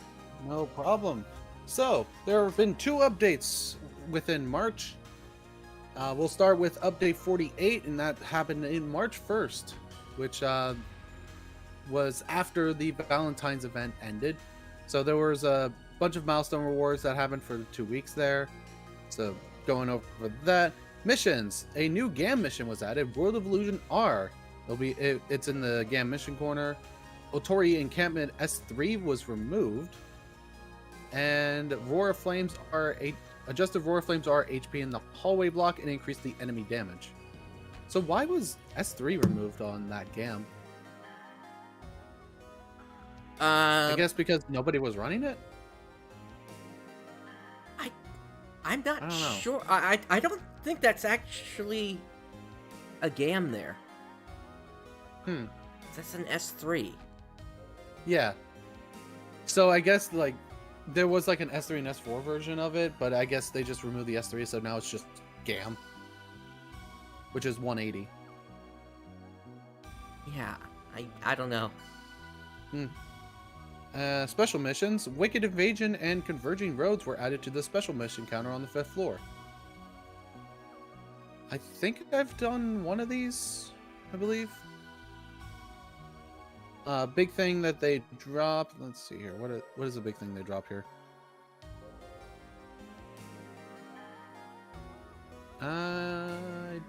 Oh yeah, so you can go to whichever one. So like you can go to Parum, New Days, or MoTube, and then they drop specific things. So there's just newer weapons to hunt. So following missions had their drops added to their S4 difficulty. A bunch of different missions had stuff added. Stolen Weapon, Unsafe Passage, Mad Creatures, Duel in the Ruins, Valley of Carnage, System Damage, Village Defense, Castle of Monsters, Rising Malice, Sinner's Banquet, Mind Defense, Dusty Mines, Military Subway, Electronic Brain, and Mechanical Ghost. All got stuff added.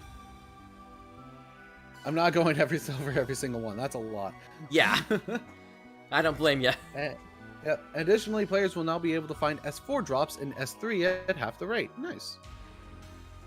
Amp shop's been revamped with new items, so more boards that you'll be able to get,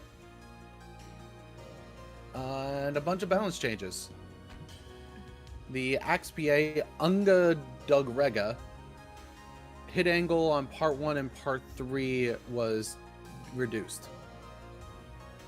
And the Mizura enemy reduced HP modifier from 300% to 150. Satsuma Curse as SUV was reduced, the ATP modifier from 22 to 14. And the Roaring Faust had an ATP modifier increased from to 14 from 12. And Fanatic Frost increased ATP from 12 to 16.1. And then bug fixes. The Ryu Kutas HP was corrected to 400 instead of 450. The Boma Doranga's modifier, PA modifiers was corrected at 41 to 50. The corrected Twin Kamui U's weapon model. Corrected Mukfet S's weapon model. Rifle Core S's rarity to be 15 star. Corrected the EXP modifiers of S3 and S4 Protector's Kappa to be 500% like the other rare missions. And corrected the PA trading post saying Spinning Breaker instead of Spinning Strike in the confirmation window for Spinning Strike. And then fixed an issue where returning to the previous lobby after finishing a GAM mission and logging out would put you in the void. That actually sounds funny. Yep. Fixed characters being unable to unusable, or fixed chairs becoming unusable if a player logged out while sitting on one. Fixed AP increasing when it was past the cap, and gas is now translated again. Hooray! And then in March 18th, they had an update 49. And this added 4 ultra rare weapons. Which these ultra rare are basically similar to... So ultra rare weapons, there's only 4 of them right now. Drill Knuckles, Bigetsu, Fuma Shuriken, and Harpura. So the Drill Knuckles obviously. The Bigetsua is an axe. The Fuma Shuriken is the slicer, and the Harpua is a crossbow. So these always drop at 50% element, and they have an additional 5% PA damage. Basically, really powerful stuff. Yep, and they also boost the power modifier of all photon arts used with this weapon by 20%. So they are very strong, and they drop from Aquatic Mama, Citadel of Sand, Beach Bum Beast, and Lightning Beast respectively. So that's why so many people are running Lightning Beast right now. And yeah, we don't know the drop rate on these items, but considering that they're ultra rare, yeah, don't expect them to drop that often. Anyway, customizing the custom weapons, or customizing the customized weapons. Players will now be able to find ultra rare boards that will allow them to reskin their customized weapons. Each board will have a target customized weapon that can be used. Boards will be listed on the weapons wiki page. So those being Agito Repka, Twin Dilledge, Rattlesnake, Kuba Laz Libra, and Rutsularod. Rutsularod. These are tongue twisters. Yeah. Note, reskinning the weapon may change the element and will reset the weapon back to 010. Ooh, so you have to regrind the weapon then. Change into my room. Rooms with an open shop will now have a vent console in the corner of their shop. Thank you. Now I can actually get rid of a lot of the stuff that's just clogging up my mag there. And Happy Score now has additional spots to place room items. And then we got even more balance changes here. Forte Tekker's ATP mod increased by 5%. Forte Tekker TP mod increased by 5%. Forte Tekker DFP mod increased by 20%, so basically Forte Tekker got big buff. And Master Force ATP mod increased by 40%, which, why? Master Force doesn't use ATP. Yeah, that's a curious one. Then again, yeah, they can't use it. They can't. master classes can't use sabers. Yeah. Now with the Forte attacker, I kind of understand that, but for the Master Force, why? Why increase the ATP? Yeah, it really doesn't make sense. I don't get it. You mean there? Okay, so I am practice with Phantasy Star Universe, but don't you occasionally hit things with the rods? No. No. Like with Universe, especially with a Master Force, you are only using techniques. Oh wow. Okay, that doesn't make sense. Yeah. So I don't get it. Yeah, in Universe, to restore your photon points, you use photon charges, which just refills it instantly. You did not have to whack them with your rods in order to refill your photon points in that game. Yeah, the only weapons that can have restore PP just by normal attacks are melee weapons, and that's it. Ranged and rods can only get PP restored just by waiting around or by using a photon charge. As I said, I'm very it's been a while since I even played a Universe game, so I wasn't quite sure. Yeah, Portable was the first Phantasy Star game I ever played, so that's what got me into the series. But yeah, continuing on, Rod techniques increase targets by 1 for level 40 and below. The Dam techniques increase modifier by 10% at all levels. Increase hitbox width by 50% for all except Dambarda, and increase the hitbox length by 60, about 10%, for all except Dam Grants. Dam Foe got a bigger increase to match Dam Diga and Dam Mega. Nice. Status effects. Infection can no longer override itself. For SUV, burst impact modifier increased to 3.45 from 3.07. And for gas, limit breaks, line techniques increase damage to 20% from 10%, and raw techniques increase damage to 20% from 10%. Weapon style, elemental weapon increased to 5, 10, and 15 from 5, 7, and 12. And more bug fixes. Corrected the weapon model for Demonic Ichor. Fixed an issue where train rescue would sometimes infinite load. Removed the results screen opening automatically in Otori and Lonely Encampment to potentially reduce crashing in Part 1. Fixed an issue in Otori and Lonely Encampment where Hauser was giving so much EXP that he didn't give any. Oh, so an overflow, basically. Yeah, that's not good. That's funny. Shortened the weapon name Mecha Moose version 07 to Mecha Moose version 7. And shorten the weapon name Twin Heaven Strikers U to T Heaven Strikers U. So, some pretty good updates. Nothing really big right now to do in Clementine, except for hunting those ultra rare weapons. But I need to get back on there and actually grind myself to 190. I'm getting close to it. I'm at close to 170, so I'm almost there. Yeah, Clementine's kind of getting to that point where they're almost kind of feature complete, aren't they? Pretty much. It's only at this point where now they need to start making custom stuff. Yeah, or actually start addressing the story. Yeah, because episode 3 is still unplayable. Yeah. It is, like, since that was only an online thing, it is completely inaccessible, and all the packets that they would need to recreate it just don't exist. Yeah, it's lost media at this point, so if they want to do something for the community, that's what they gotta start working on, because otherwise... It's something that they have to create from scratch. But another thing that I've been hoping that they get to eventually is partner characters. Because that's something they teased a while back, but still haven't had anything on that. True. But wouldn't that would kind of go hand in hand with the story, though, to release that. But I would like partner characters, because that would absolutely help newer players who get into the game.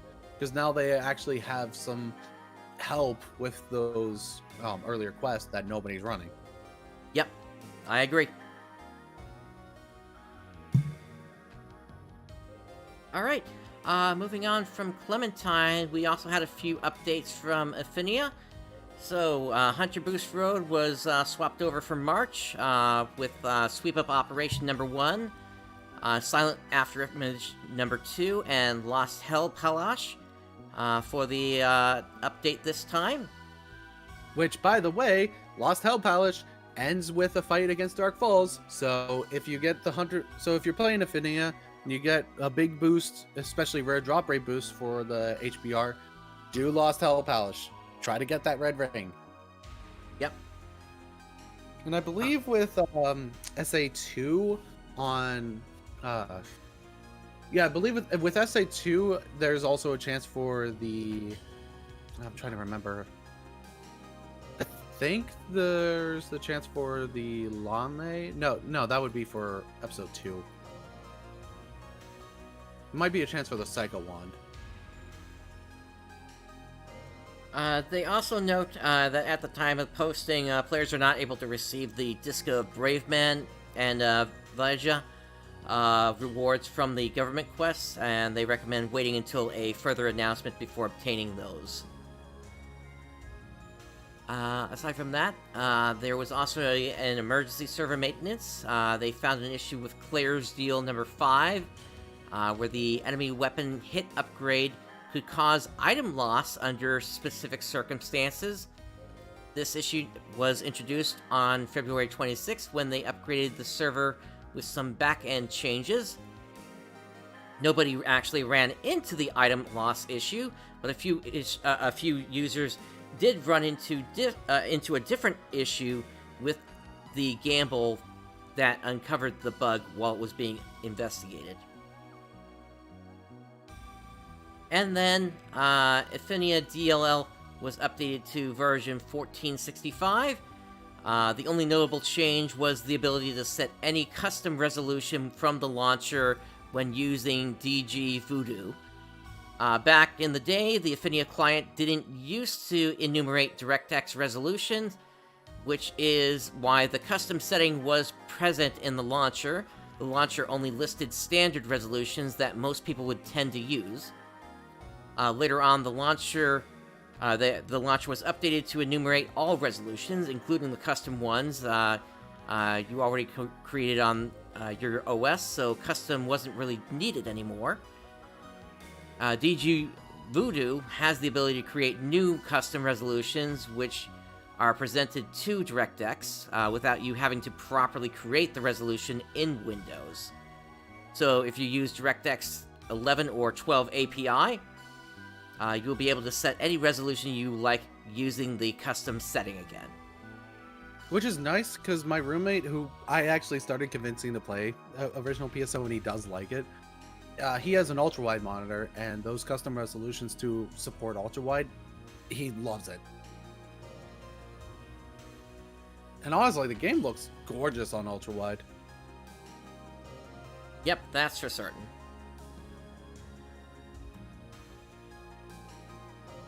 Alright. So that's all the news that I've got for this week. Do either of you have anything else you want to add? That's all that I have. Do we have time? Yeah, we have some time. Yep. Question, do you want me to bring up a theory that I developed? I posted in our Discord. Do you want me to go ahead and go through it here? Oh, yes. Yes, do so. I would love to hear this. Go for it.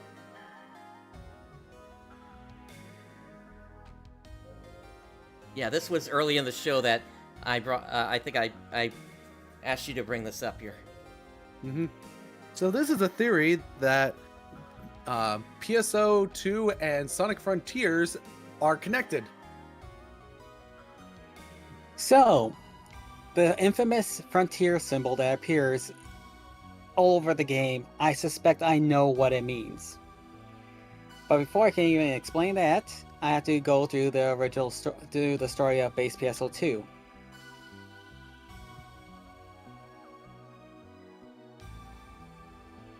And I just brought it up on the screen here. Mm-hmm. Photons collectively. So, Phantasy Star series is based around particles called photons. This is not the particle of light as we know it. This is the silent observer of all reality. Photons collectively form the Akashic record. the record of all existence.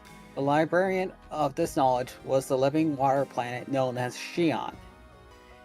It should be noted that Xi'an shares many similarities to Solaris. Thanks to Arwen for pointing this out. Xi'an would soon be visited by a spaceborne civilization of humans that would be known as the Photoners when she gifted them with the knowledge of how to use photons. The ease of this power would later cause the photons to grow decadent and corrupt. When Xi'an refused to give Photoners further knowledge, the Photoners worked to create clones of Xi'an. This would lead to their downfall eventually, but that isn't relevant for right now. What is important is that there are now more planets similar to Xi'an. But then we come to two important Xi'an clones. Well, I should say three, as one is two smashed together. Xiao and Amduskia. Xiao was one of the better Xi'an clones created, to the point of being likened to a little brother to Xi'an. He would replace Xi'an as the Oracle mothership when Xi'an sacrificed herself to break the Arks free of Luther's control. Amduskia was created when the Photoners fused two Xi'an clones together. Kametz and Kashina together. The result rendered Kametz the only real survivor, as Kashina went dormant. The inhabitants of Amduskia are the Dragonkin, or Draconians as they are called on the global servers. The ones I am posting below are examples of more humanoid ones. Now compare them to the Ancients of Sonic Frontiers, similar in morphology, but not quite comparable yet, right? And here I show various pictures comparing the Dragonkin to the Ancients of Sonic Frontiers. And yeah, one is composed of the Dracolite crystals, and the other is composed of living water.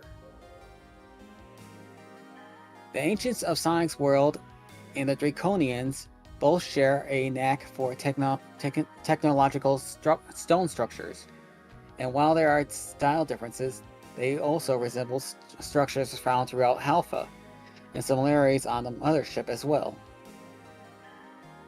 Various pictures, including various pictures here from Sonic Frontiers and base PSO2. The Draconians have a cycle of rebirth facilitated by Kametz. When a Draconian dies, their soul is sent to the altar/sanctum to be cleansed and reincarnated. It was hinted that the Arks might have a similar cycle. In episode 5, the world inside the Akashic record is visited and the world within Omega is discovered. It is learned that all those who die have their souls sent to Omega. In episode 4, we see a modified form of photons called Aether used on Earth for processing of information and transmission of data. Processes and stores data, holds the souls of the dead. Kinda sounds like the ancient cyberspace, doesn't it? In episode 6, Mothership Xiao is invaded by Shiva, and Xiao is evicted out of his body. Later, he finds a new one taking over the remains of Kashina, and we see Xiao in his new Kashina form. Time to lay out my theory. The Ancients of Sonic's world are what remains of Xiao's own iteration of Draconians. They are made of Xiao's photon-infused liquid instead of the usual Dracolite. That symbol you see is Xiao's name in a completely new script. This is far from uncommon in Phantasy Star. Every new era/civilization uses a new font, and this one might even been obscured a bit more to help hide it better. I believe the Ancients were trying to recreate the life and death cycle they had long ago on Amduskia, utilizing photons and Aether. It has been noted that photon tech is almost science as sorcery levels of technology. The Photoners used it to subjugate their universe. Notice how the robots of Starfall Island looked a bit like Lumimex. It is likely because they were based on the same tech. why the material of the structures was so tough, photon infused like the ARK ships. And of course, all this photon-based technology would draw the eye of a very Falls-like entity that wishes to end everything. You gotta remember, the Falls Crown Darkness were all attracted to photon activity because it wanted to erase that.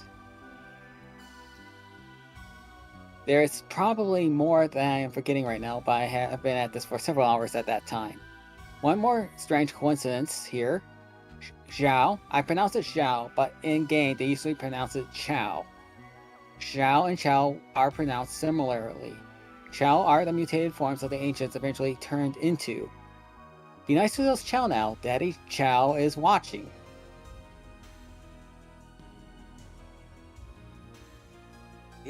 It's definitely a very, very interesting theory. Mm-hmm. It's an interesting theory, and it's a kind of a stretch to connection, but it is plausible. Also, take note that Sonic looked like he was. The cyberspace that of Starfall Islands also gave Sonic special powers as well. It wasn't just that he could travel into the cyberspace realm, but he also had powers that extended outside of cyberspace. And he also gained a corruption that was almost like corrupted photons, really. And then the final boss, the end, is very Dark Falls-like. That is true, because it's just the end. I still can't get over that name for the final boss in Sonic Frontiers, just called The End.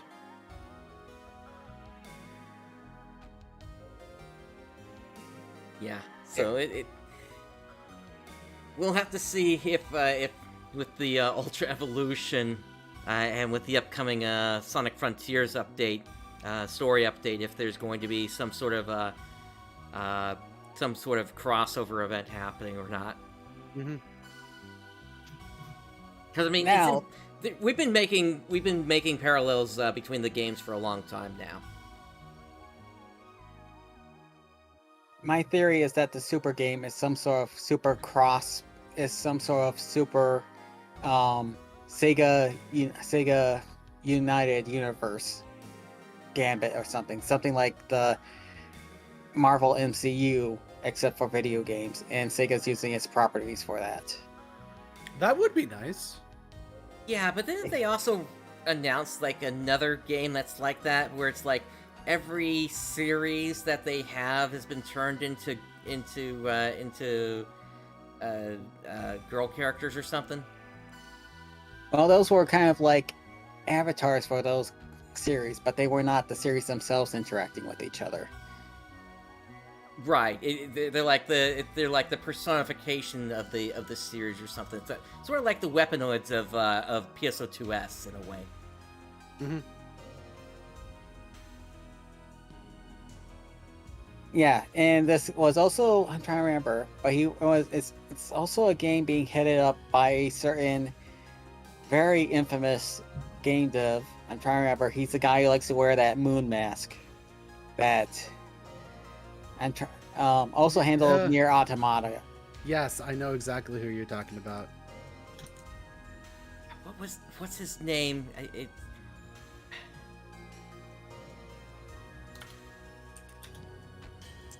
Hold on. It is Yoko Taro. Such a unique name. Yep.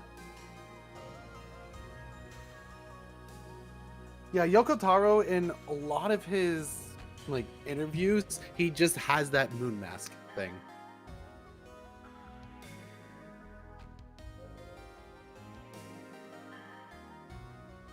Okay, I think it's a good publicity stunt. It's a good way for people to easily remember you. Yeah, definitely. He's also a bit trolly, from what I understand. A goofball. Yes, he is. He absolutely is. And I think he's also known for just no, actually no, I'm thinking of somebody else now that I think about it. Yeah, that was Platinum.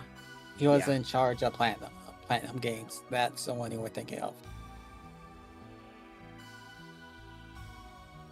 Gamiya, yeah, that's who I was thinking of. Mm-hmm. So I think this. I mean, it's 10 o'clock now. It's been almost 2 hours since. So maybe we should wrap this up. Yeah. Yeah, we've gone on for long enough here, so I'd say that's a good place to stop then. All right. And so that brings us to the end of this episode. On behalf of Rooks, Zance, and myself, thank you for joining us today. Day has dawned. Have a great day, everyone. Johnny. Come back next month.